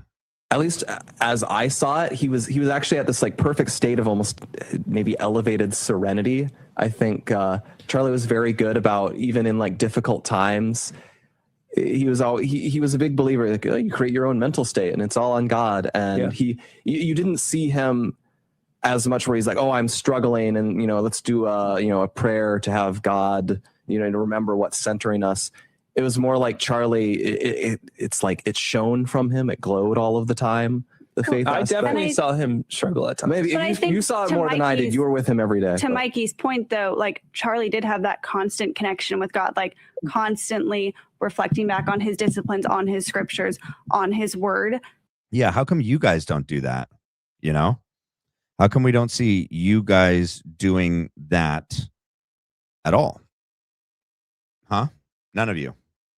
To know that, like, no matter what was happening in his life, he did have that constant stream of connection to the Lord, and that's what grounded him. And I also, you asked about courage too. I think back all the time to Charlie's podcast on the Iced Coffee Hour, when they didn't ask him, when they asked him what he wanted to be known for, he didn't just say his faith, he said courage for his faith. Yeah, exactly. Like the willingness 100%. To tell other people about it and put it all on the line and say, this is the thing that I will bet my entire life on. And it's more than just, oh, I want to be known for having a strong faith. It's for being willing to do anything for that faith. And he could pervade it, everything he did. So I would just say, like Mikey, I remember a lot of instances where Charlie was struggling or was afraid, even, especially in the early years. And he kept overcoming them and fighting through. And each time he would fight through a challenge, backs against the wall, all of a sudden it was like he got stronger. The next time he could tackle more. And so remember, it's a process. It's not a straight line. You build up muscles for this stuff.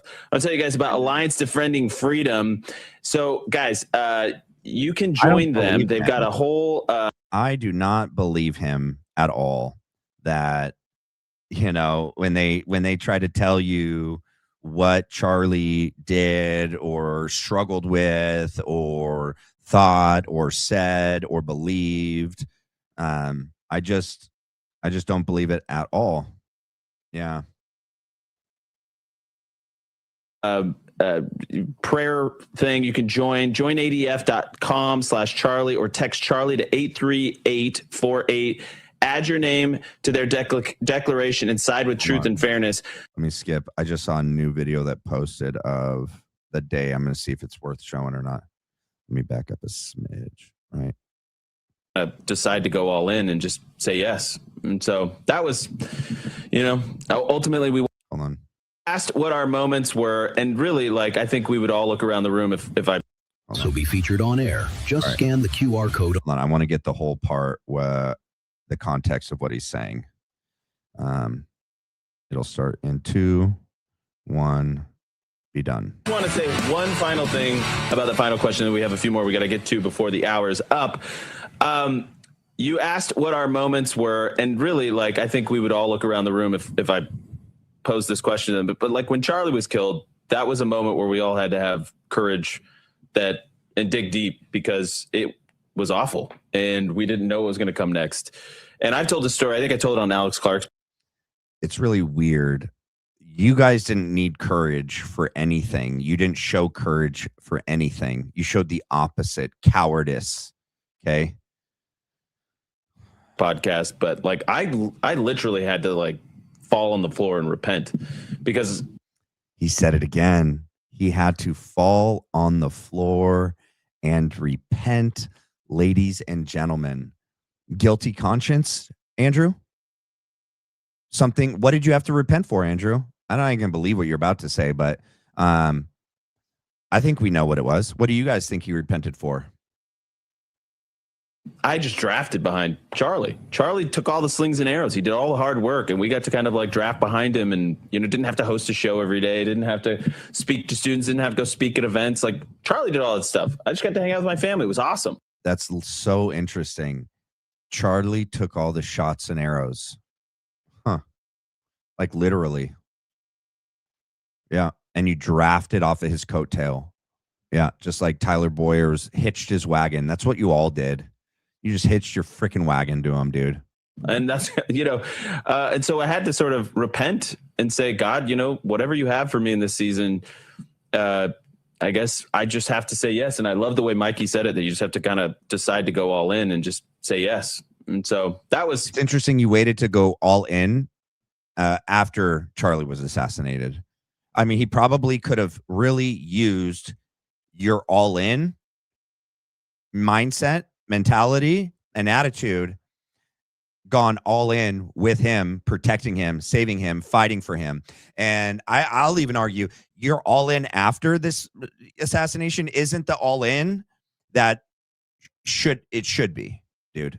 You should be all in actually fighting for Charlie's legacy and fighting to point out all the people that were making his life a living hell at the end of his life, and probably had something to do with it, his assassination.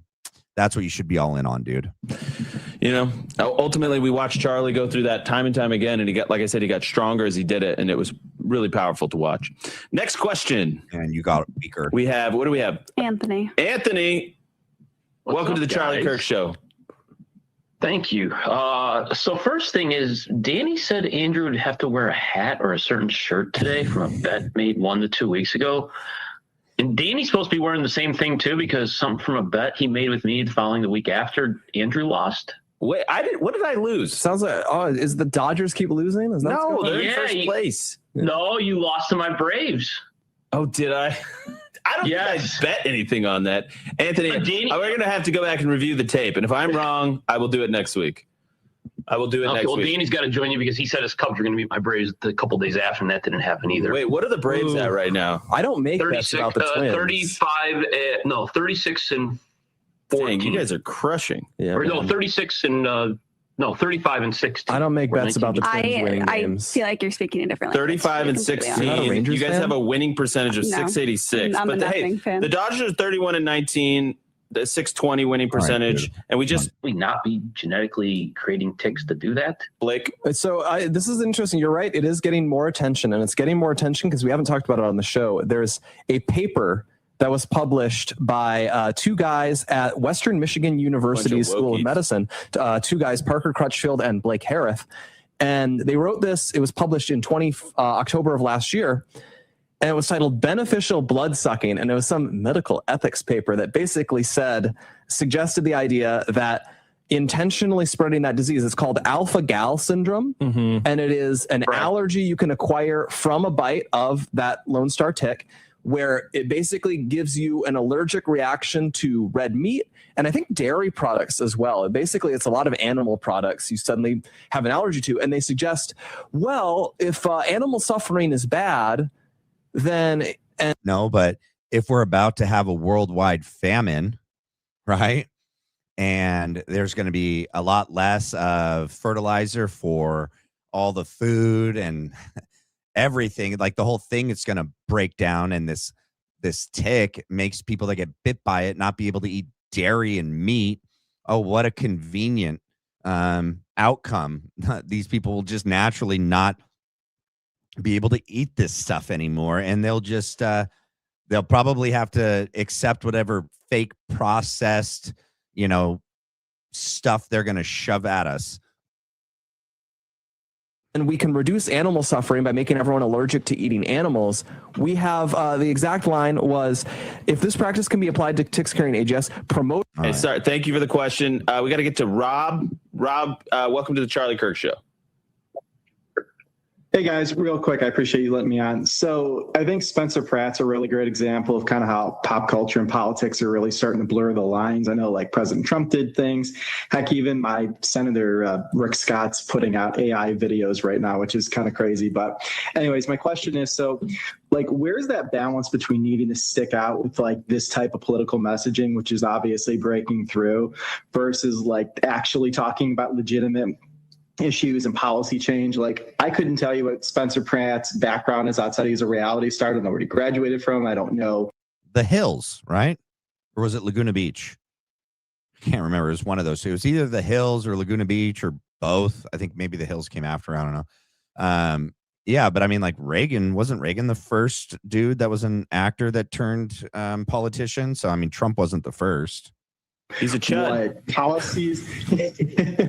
Yeah, I mean, I don't know what he stands for or what he can do or what his background is. Is authentically American. See a problem, become a part of the solution.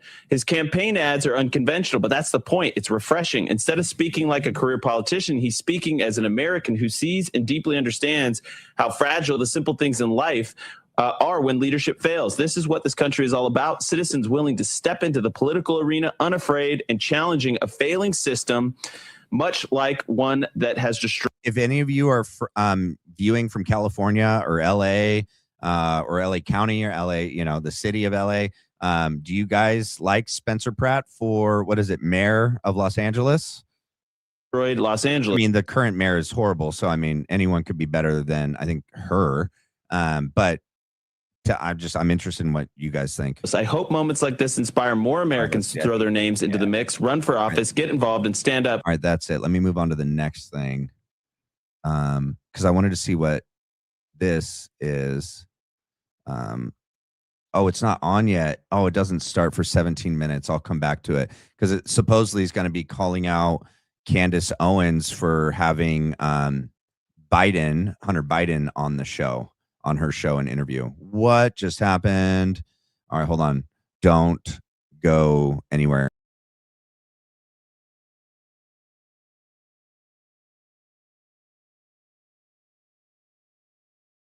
I'm here. All right. No worries. Hopefully everything I can hit refresh on. I'll get rid of that one. Let me hit refresh. Okay, and then let me go here, exit. Let me exit out of that. All right. What? Why is it showing? It's weird. Showing 3 other people here. Okay, now they're gone. That was weird. I was like, who the heck is that? All right, let's go here. I'm going to add it to the screen. Just give me a second. Sorry about that. I don't know. Sometimes when you hop over to a different tab, that happens. That's why the ones who last are the ones who are the most loyal. And I have to say, it's unfortunate because it's spreading. It's one thing to make your inner circle that way. I don't think that's what creates a great leader. I do think you should hear dissenting points of view. But it's another thing to then take that beyond your inner circle and require it of everyone in your party and their representatives. That there can be no dissent. Look at how Trump has turned, for example, on Tucker. I mean, obviously I'm in there too, but Tucker was very close with Trump, much closer than I ever have been, and campaigned for Trump and was actually a very critical voice in support of Trump. I think Trump would have turned on Charlie. If Charlie would have continued doing what he's doing, he would have been doing what Candace is doing, what Tucker's doing, what Megyn Kelly's doing, and he would have turned on Charlie. He would have. Yep. But they had to take him out because that would have looked really bad. That would have looked really bad for Trump to turn on the person that got him elected. They can justify turning on Megyn and Candace and Tucker, but there would have been no PR to excuse it, turn on Massie and Marjorie Taylor Greene, but there would have been no explaining and justifying him turning on Charlie. So, and Charlie would have been speaking out about everything. And yeah, just they had to take him out, man, in my opinion. I don't agree with it, but like, that's what I think happened. And the only thing he was really pushing Trump on, where they were split, was don't go to war with Iran. Please don't do the bombing campaign in June. He got overruled. He stayed loyal to the president. And then please don't launch this war. This is an Israel war. Don't do it. And Trump heard him out. To his credit, Trump did allow that, POV to come into the Oval Office, and he overruled him. And then Tucker was very critical of it, but wasn't saying, now we need to completely go against Trump. Now Trump's wrong on everything. He was very critical on Israel. And Trump completely wrote him off as though he were public enemy number one, and continues to do that. And I just think it makes no sense. It's so short-sighted. You can have critics.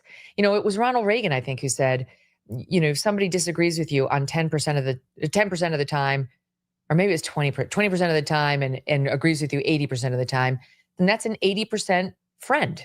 It's not a 20% enemy. It's an 80% friend. Focus on the stuff that you agree on, build coalitions, use people, if you're a politician, for what you can. And he should be using Tucker. There's no valid outcome to alienating a guy as powerful as that for Trump, but he just requires absolute loyalty on every issue. He doesn't care. Is that not where, oh man, is that not where I had it? That's not where I had it. Oh. Neocon pro-Israel faction, and there is the Israel. You don't get an unending pass on brutality. Hold on. Adult life has not been a political figure. She's been a wife. She was reality TV. She was a realtor. Like, here we go. She hasn't been in the business. This is complex stuff. To not turn and to not platform people like Tucker, who had already turned, see which way Turning Point would go. Here we go. But if it was done so poorly, and there's no excuse, there's just gonna be no excuse, and there has to be full investigation, and I think there was some reporting that somebody wanted a crane. Susan Crabtree of Real Clear Politics was reporting that somebody within the Secret Service had wanted a crane to block the view of. Okay, when I hit refresh, I don't know why it took it all the way back to minute 15. Sorry about that. She's going to finish talking about Butler, and then she's going to start talking about Charlie Kirk, the assassination, the investigation or lack thereof, Erica Kirk, TPUSA, and it's a good watch. Okay, that rooftop to Trump, and that I think the Trump campaign didn't want it because it was unsightly. That doesn't excuse the Secret Service. Okay, so he doesn't want the crane. You got to get rid of the crane. Then you just got to protect the rooftop. Still, even more so now. So I don't know what went down there, but I don't understand how, that was July of 24 that happened, and Charlie was killed in September of 25.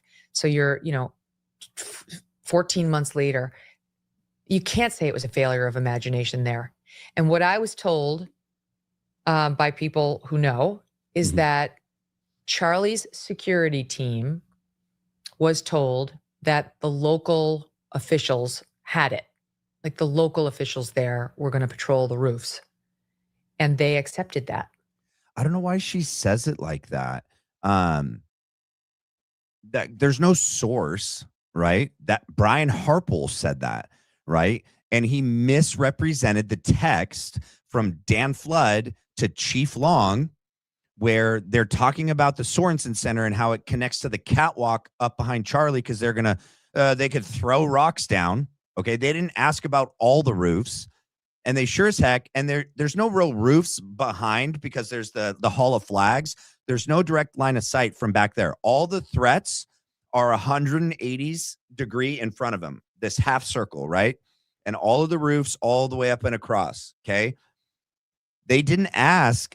Charlie's team, security team, Brian Harpel and Dan Flood, didn't ask about putting people or making those temporary criminal no trespass zones, and putting security team members up there or police up there. They didn't even ask about any of those roofs, just that one. And Chief Long gave him everything he wanted. There was a cop up there, a security team member up there, and it was blocked off with caution tape, and it was deemed a temporary criminal no trespass zone. Chief Long gave him everything. I don't know why Megan is acting like she doesn't know what this is and saying that a source told her this when it was from the Brian Harpole, Sean Ryan, Brian Harpole, Gary Melton, 2 interviews that he did. And obviously that wasn't the case. I don't really know to this day whether it was done just inadequately or it wasn't done at all. Why aren't you investigating it with all of your investigative skills and network and connections? Like, why aren't you looking into it more? I don't understand that. But it was, if it was done so poorly, and there's no excuse. You know, there's just gonna be no excuse, and there has to be full investigation of exactly what went wrong on the security front, and that too, I don't think has been done. No, it's not going to happen. Yeah, and Charlie Kirk was very vocal about not going to war with Iran. Him being gone now, and his wife is CEO of Turning Point. Why do you think she hasn't been more vocal about the situation in Iran and standing behind her husband? Yes. Oh, she's been vocal, right? They've been saying that Charlie would support Trump and his decision in Iran. Who was vocal against it. It's almost as like she didn't know what her husband's feelings were on this situation in Iran. I mean, Erica, she hasn't done that much political talk since Charlie died. She's done a lot of public appearances, but she hasn't done that much specific policy, talk. Some, but not a ton. That wasn't the question, though, Megan. The question wasn't about whether or not Erica talked about policy information. It was, why hasn't she been more outspoken about the things that Charlie was very outspoken on, Iran war being one of them? And his position on this was very, very clear. Why hasn't Erica continued with the things that Charlie was saying at the end of his life? You had her on your show right after and said that she's closer to God than all of us normal folk, right? And you gave her a full-on pass on everything, and you didn't ask her any really direct questions.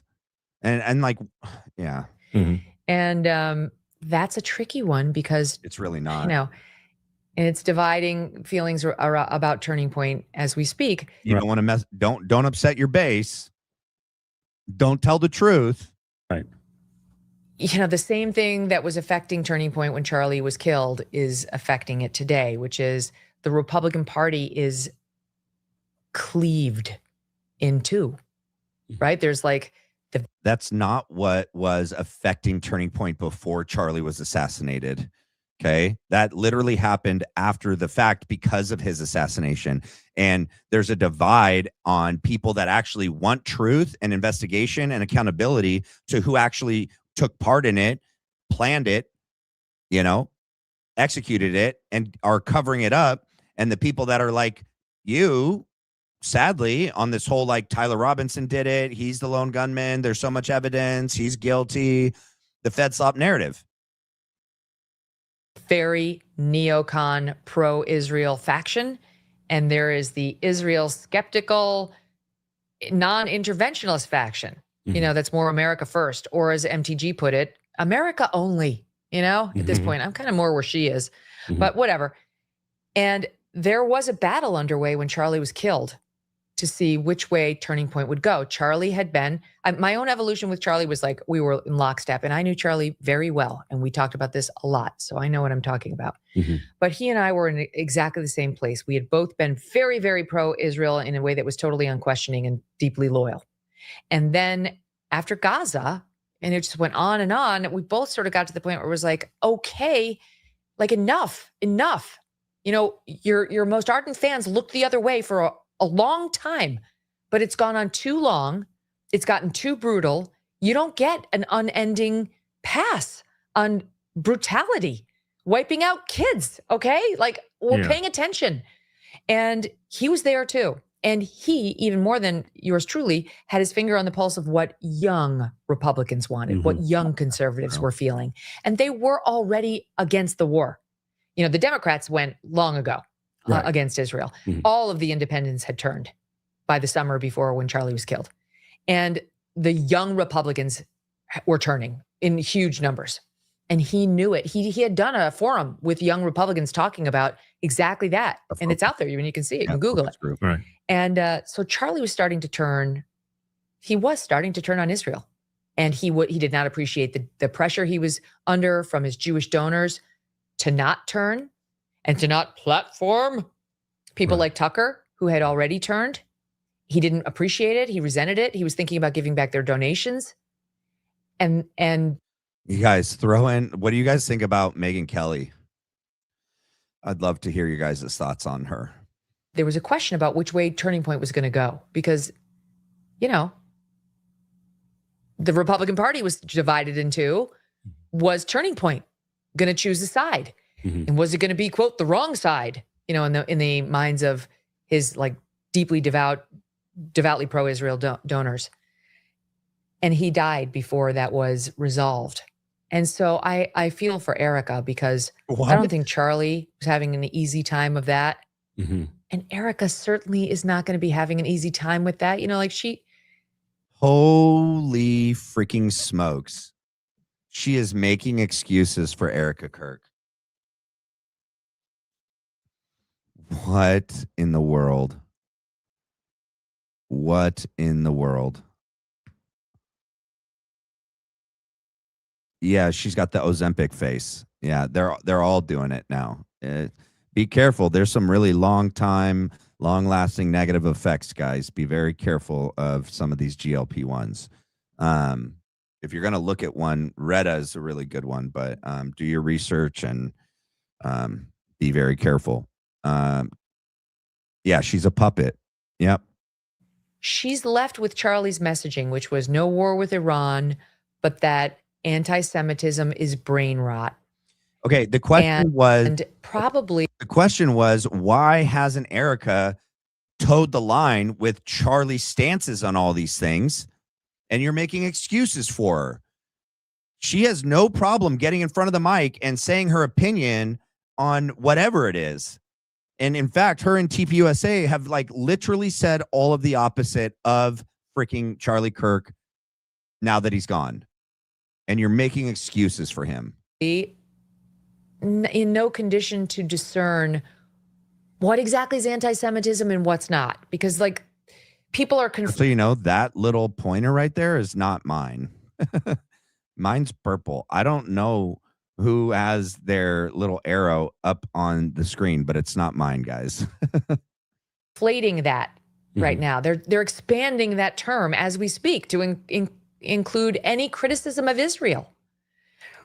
And Erica, for most of her adult life, has not been a political figure. She's been a wife. She was reality TV. She was a realtor. She hasn't been in the business. This is complex stuff, right? Even for me. And I've been in law and politics for a long time, decades. So I just think she's probably, and I haven't talked to her about this, but I think she's probably, I don't know, feeling the ground under her feet moving and not wanting to do anything that's going to undermine her husband's organization and doing her best to just hold whatever factions she can. Are you kidding me? She's literally undermining Charlie's legacy, organization, and everything. You couldn't be further away from the truth and the facts, Megan. Together so that they don't turn on Turning Point. Thumbs down. I think Megan. Based on what we saw at their event in December, AmFest, she would like to keep both factions under the Turning Point roof. I don't know whether it's possible. Yeah. And I think she'd like to keep those pro-Israel donors on board and not lose the non-interventionalist section of the party. And I don't know whether that's possible either. So that's, you asked me why she hasn't said anything about it. That's my guess without having spoken to her directly. Yeah, you didn't answer it though. Yeah, you just defended her. That's it. So do you think Charlie Kirk's death was a coincidence at that point in time where he was starting to turn against Israel? You think it was just a coincidence? I don't know. Yeah. That's the biggest thing I'm having a tough time grasping is how does this happen now? And to probably, I would say, one of the most important men in the Republican Party's history. I mean, when he died, I feel that America First died with Charlie that day. Yeah, it did. I know what you mean. I think actually, like in retrospect, it was MAGA that died.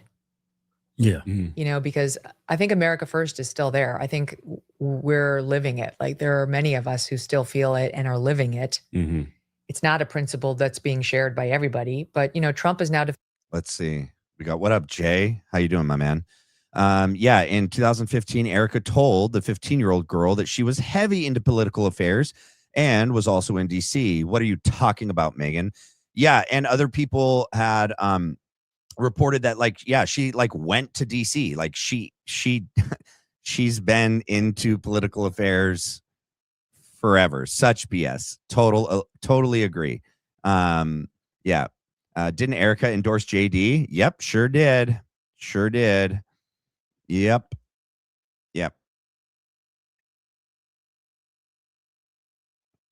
Find MAGA to be you support Mark Levin or you don't. Mm-hmm. Like Right. you actually have to be pro-Israel, pro this war. And he literally said pro Mark Levin or you're out. Mm-hmm. Great. It's good to have it defined. I'm out. Yeah. Got it.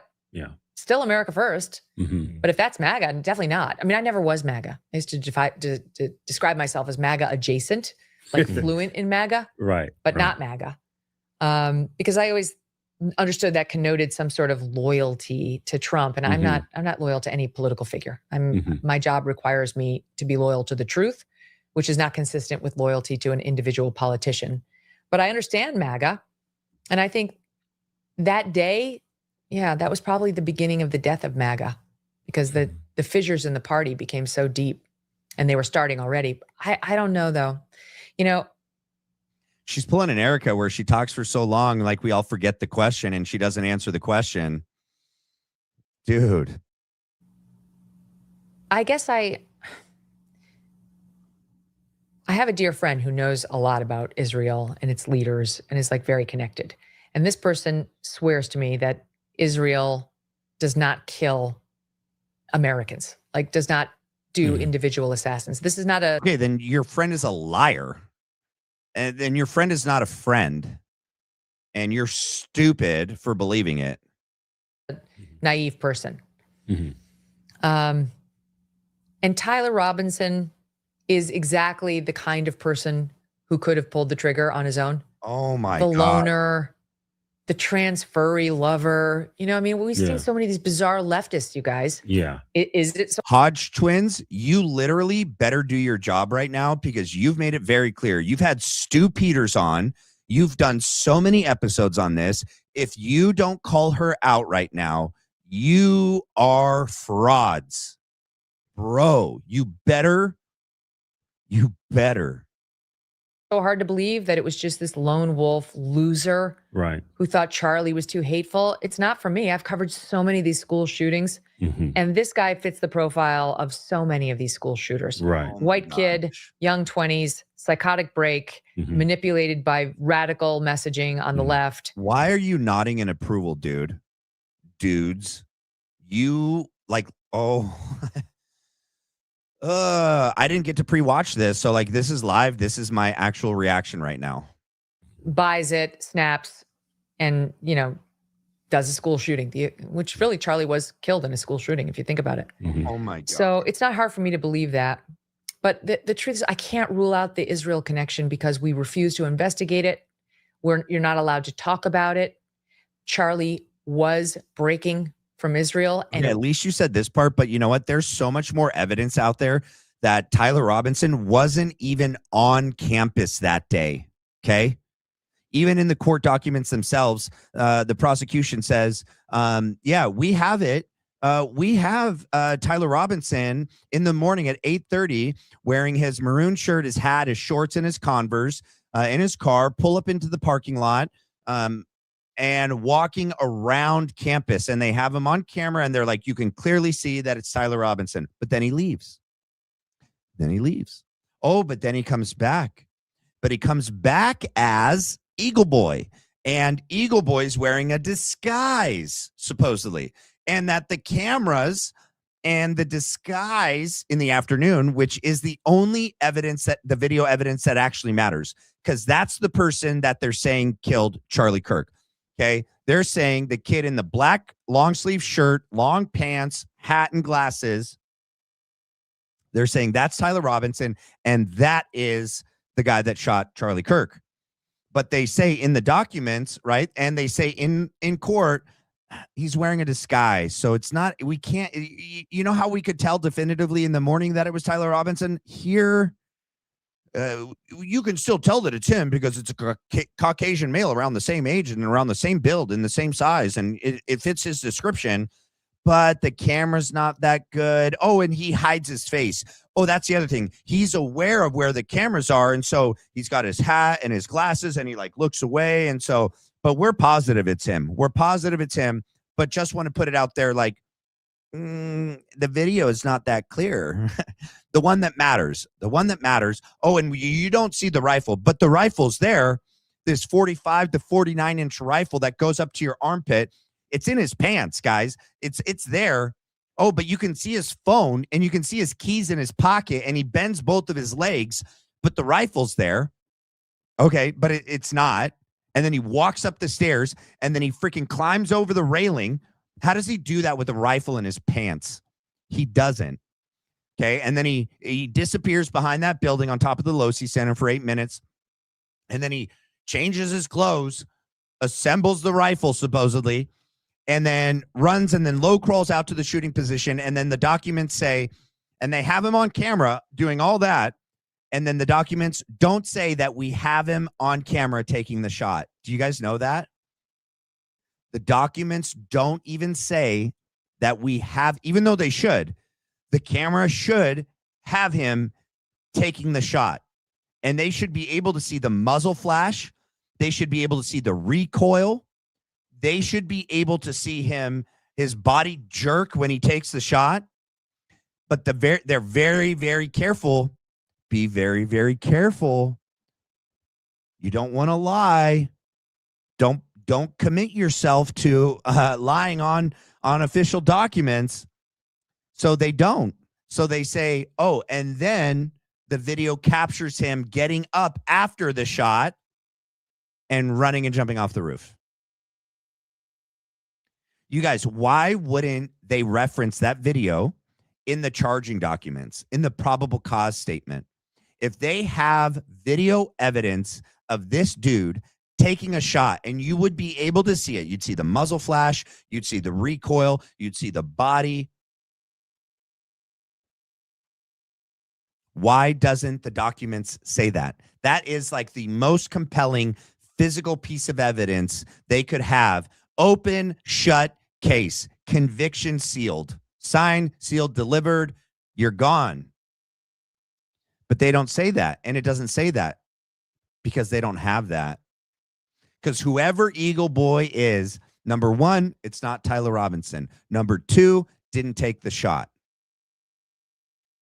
I think they have someone up there that climbs over, maybe has something that looks like a rifle, maybe is an airsoft gun.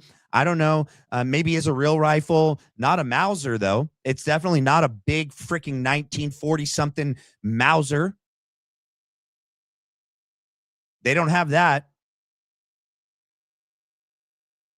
Lying down, doing nothing, pretending to do something, waits for the time, waits to hear the big bang, waits to see Charlie go down, gets up and then plays his part. His part is to be someone that looks like Tyler Robinson, captured on camera, being on the roof, doing something that looks like he's about to take a shot, laying down, pretending to take a shot, getting up after he supposedly took a shot, running and jumping off the roof so that they could have that piece of evidence that's not really evidence at all. Supposedly that's a piece of evidence that the parents saw and were like, that's my son.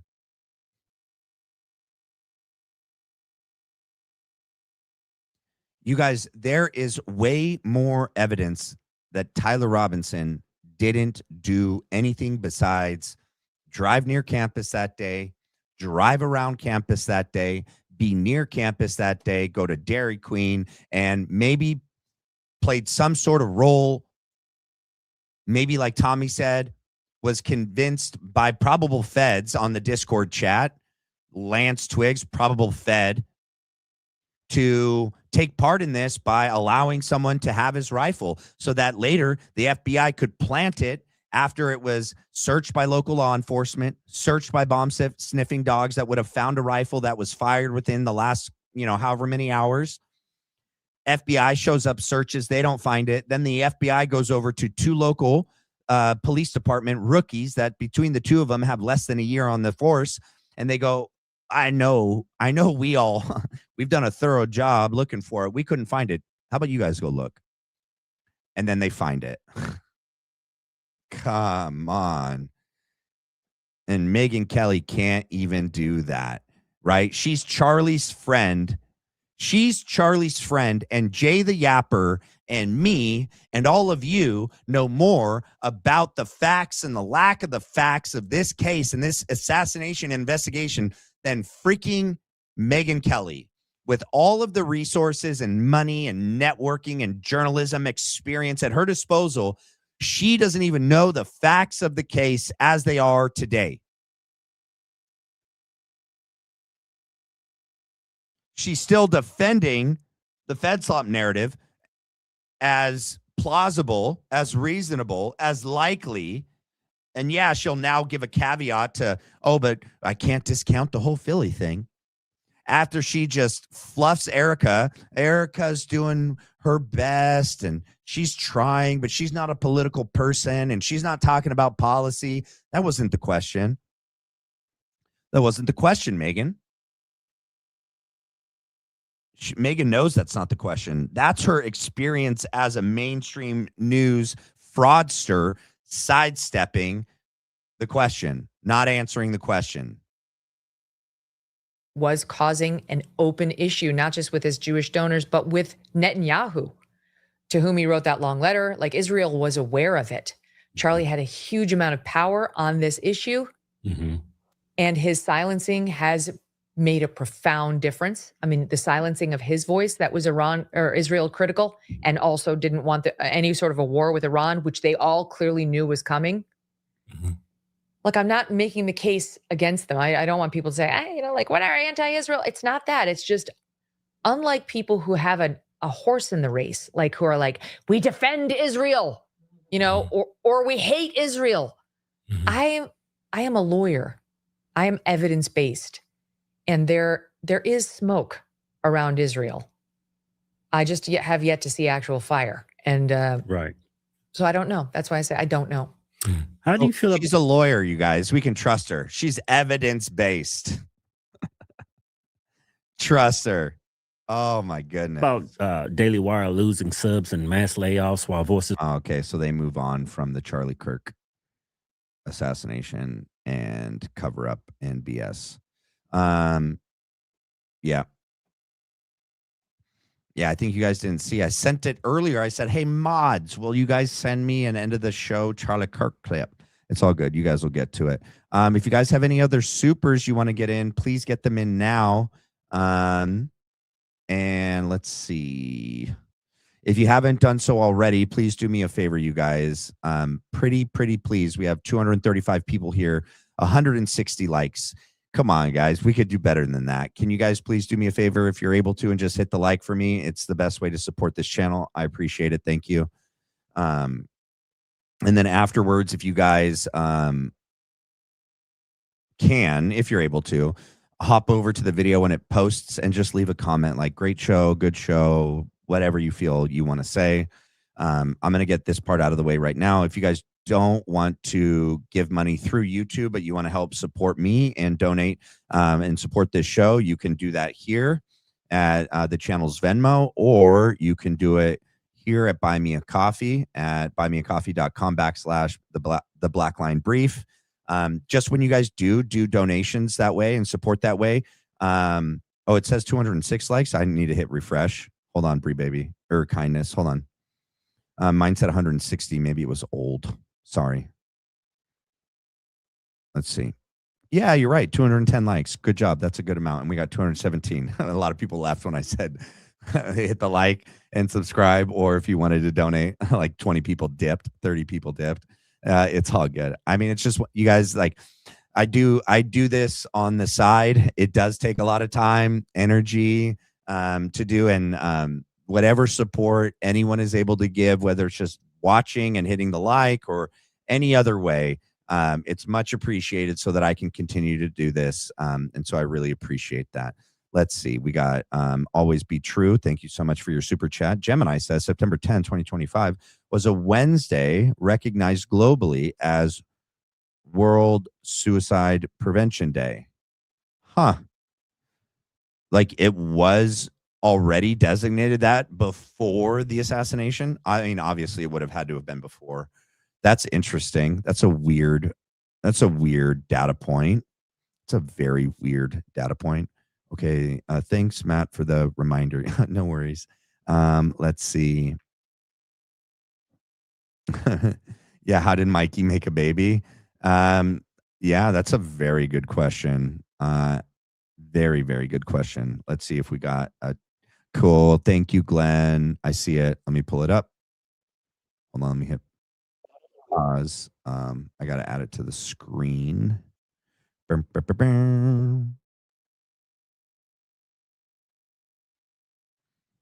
see. Hold on. Give me a second, guys. I got to go back and here. Boom. Let's see. Is it this one? Yeah, there it is. Let me back it up. Why don't you read the shirt off for everybody? Oh, my shirt, everybody. My shirt says Charlie Kirk. Oh. It's got Dean and Parker on it. I mean, clearly you're offended. Actually, I'm not. I find it hilarious. In fact, I'm so important that you have to make a shirt with my name on it. You seem offended. I actually think it's awesome that what I've done is I'm living rent free. If you like it so much, you want to sign it? I am living rent free in so many libs' minds that you have to make merch with my name on it. Okay. Yep. I should charge you a licensing fee for that. It's for what? For your name? That's my NIL. I mean, come on. Like, you got to pay up. Your name? Yes. You're going to charge me for your name? Yeah. That's like literally a thing. And I am surprised Charlie didn't have it already trademarked. But Erica did that right away, and she's in the process of doing it. I don't know if it's still pending or if the parents are actually fighting it or not. I know it was reported that was the case, but it hasn't been actually reported yet whether or not any of that's true. I always like Charlie stuff. I don't like Andrew Kolvet and Blake Neff and Erica Kirk and TPUSA stuff now, but anything with Charlie, I do. That's how NIL works. You understand? I'm being like a little lighthearted and sarcastic. Do you want to sign it since you like it so much? No, I don't have to sign it. You already have my name on it, actually. Yeah, you're right. Well, debate Dean and Parker. This is how you know you're losing. You have to go around being like, F Charlie Kirk. Okay, look great. Good luck. Okay, bud. Okay, man. Debate Dean and Parker. Debate Dean and Parker. Nah, Charlie doesn't need to debate anyone. Okay. He did debate many people, but he doesn't need to debate people that aren't worthy of debating. So, all right, let's see. Anything else, you guys, before we end the show tonight? All right, everything's caught up there. I don't know if any of you all have any questions that you would like to ask me. What does this say? Click.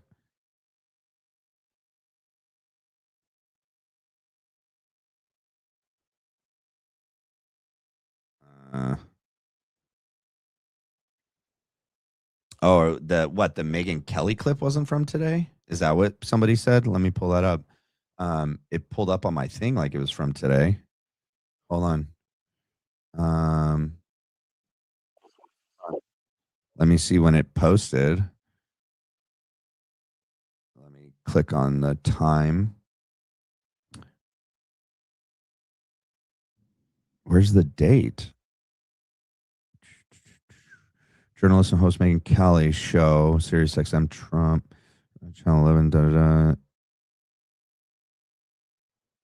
Where does it say? I mean, it's only got 12,000 views. It can't be that old. Why doesn't it say the date? Doesn't it usually say like when it 8 hours ago? It said premiered 8 hours ago. So this is today. This is new. Is that what that post was from? Somebody was saying that the Megyn Kelly and Hodge twins episode wasn't from today. Is that what that was from? Or am I misreading whatever that was? Let me see if I got anything else real quick while we still are here. Let me go back. Yeah. Oh, here's another. I'm just trying to find fun ways to engage with you guys as well. And, you know, kind of bring you guys in as to be more part of some of the things that, you know, the videos that we do, directions we go, things we cover.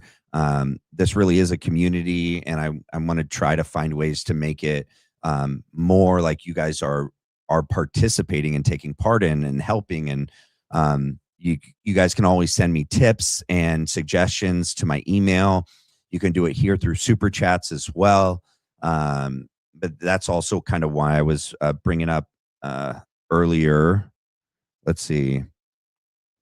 I did the biggest red flag. If you guys have the biggest red flag overlooked from the events at September 10th, what do you guys think the most ridiculous theory is, or weirdest connection that you've seen in the Charlie Kirk case? I think I asked about Charlie Kirk's legacy. What are your thoughts on what Charlie Kirk's legacy actually is or should be, and compared to like what it is with Erica Kirk and TPUSA? And I don't know. Yeah, like if we could get like a certain amount of super chats in a video, you guys, we could do a poll of like something you guys want me to do, whether like, I mean, if it's not too embarrassing, but something silly or like something you guys might want me to do. And if we can meet that milestone of X amount of super chats in a show, then I'll do whatever it is you guys say, as long as it's not too bad. Don't make it super bad. And then let's see.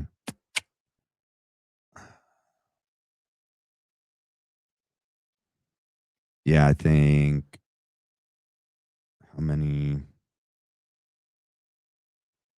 Yeah, something silly or something fun or something crazy. I don't know. And then I think they just sent me.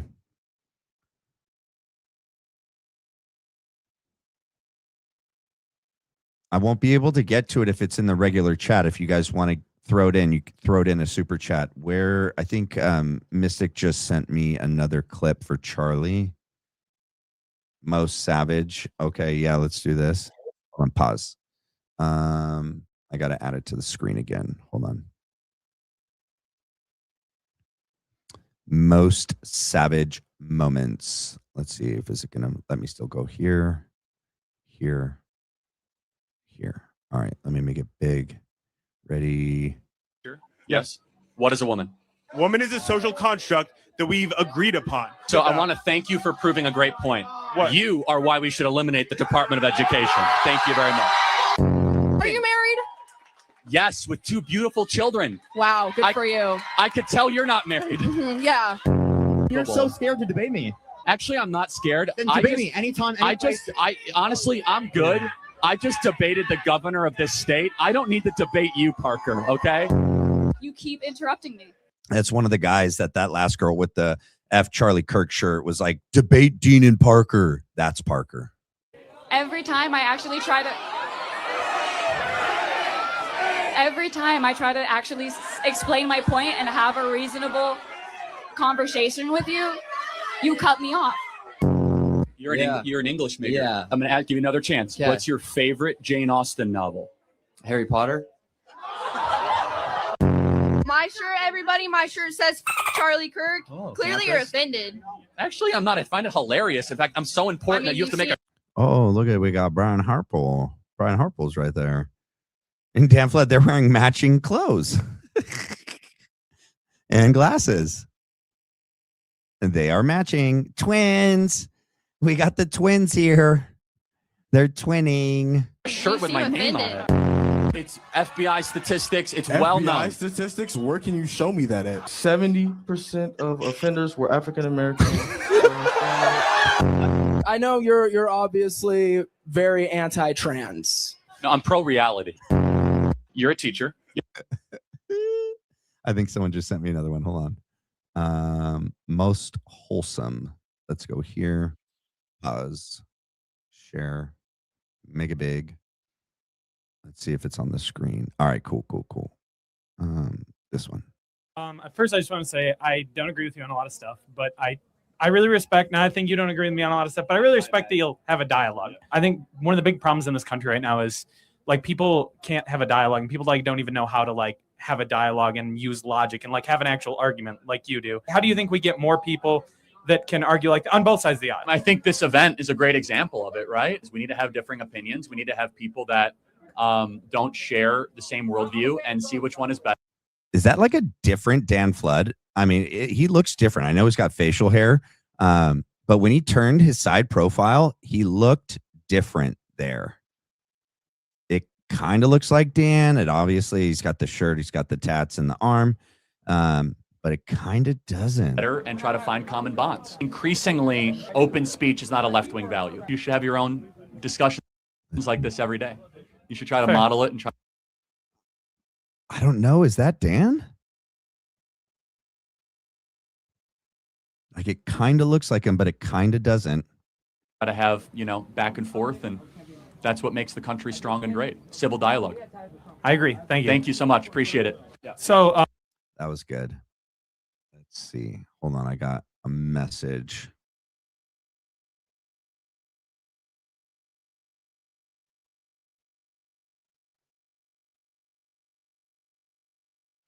Oh, okay. Brett Booth is here. I wear the hat on the days that I don't have time to shave my head and shave my face before the show. I just don't like the way I look when my hair grows out.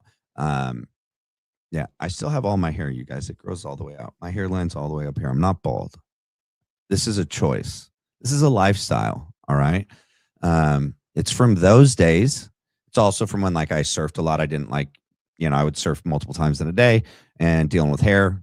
It's just, And then also training jujitsu and working out all the time. Hair is a nuisance, especially in jujitsu. And it gets all up in the way, and it's just easier. It's just easier, more cost effective, streamline, I don't know. Yeah, it's a choice. But so now you know my secret.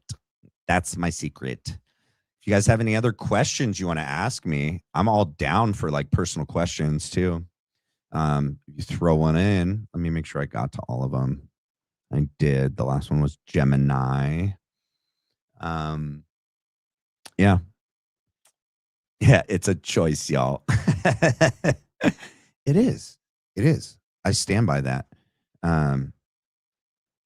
I guess we could do a thing where if you guys don't believe me, we make some sort of milestone in the channel or views or likes or super chats. I could grow out my hair for you guys. It'll look bad, but I mean, let's see if I could find let's see if I could find a photo of me with hair that I had.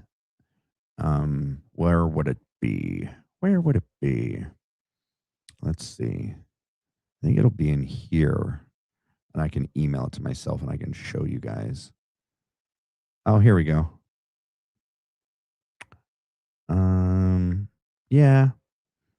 All right. This is, oops. Let me email this to myself.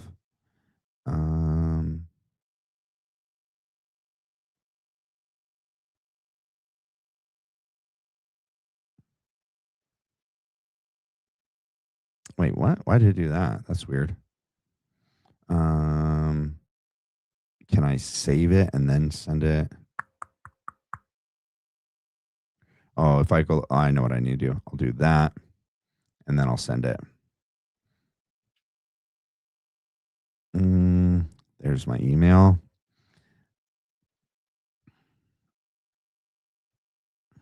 Hold on.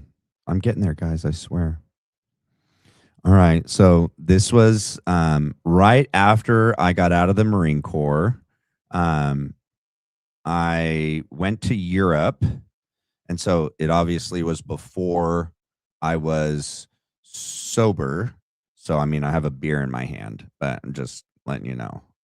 But it was at an airport in going to London.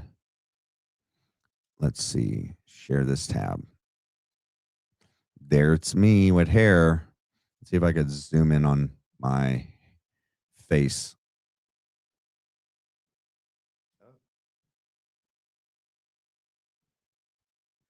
Yep. Yeah. Red and a little bit more plump. Chubby cheeks. Yep. That's what I looked like with hair.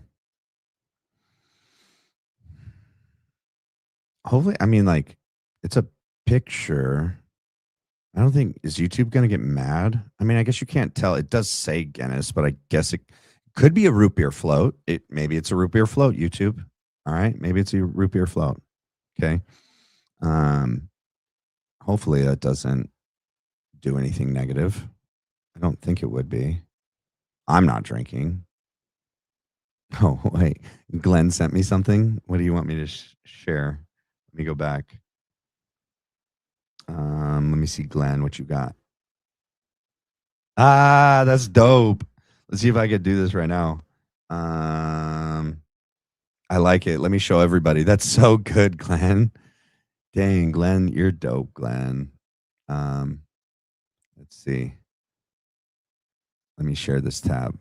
Look at what Glenn did. I'm going to upload it either later today or tomorrow. This is a new emoji for the channel. Do you guys like it? Do you guys like it? That's me. It's me with my backwards hat. That's dope. I like it. That's so cool, Glenn. Let me see if I could save it like right now. Download. I bet I could like upload it. I could probably do it while we're on show and you guys can put it on the show. Like, let me see. Watch this. Let me go to the channel settings. Oh no, that's not how I do it. Close. I need to go to earn. Go to memberships, badges and emojis. Emojis.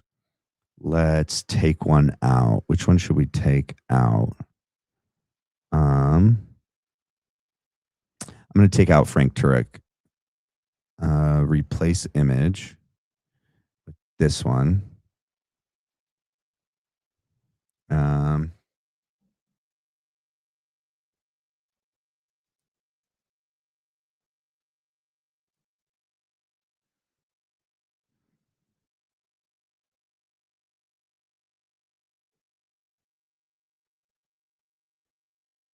Wait, did it not work? Wait, what's going on? Image file must be smaller. All right. That means I'll have to do it later. Because I have to make it smaller and then save it and then upload it. But yeah. Let's see.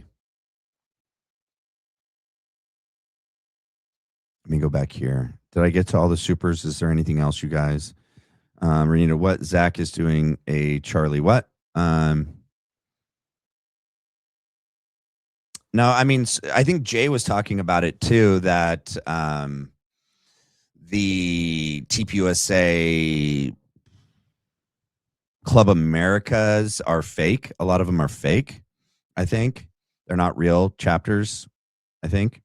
Is that what you guys talking about? What should the poll say? Ooh. How did Mikey make the kid? I can do that poll next time. It's 8:30 my time. I haven't eaten. I need to go do stuff. Okay, you guys. All right. If you guys haven't done so already, please hit the like and subscribe. It's how you can support the channel. If you've done so already, thank you very much. I hope you guys have a really good Friday night. God bless you guys. I love you guys. Thank you guys so much for all your love and support. And I will see you guys here tomorrow. And God bless. Love you. Bye.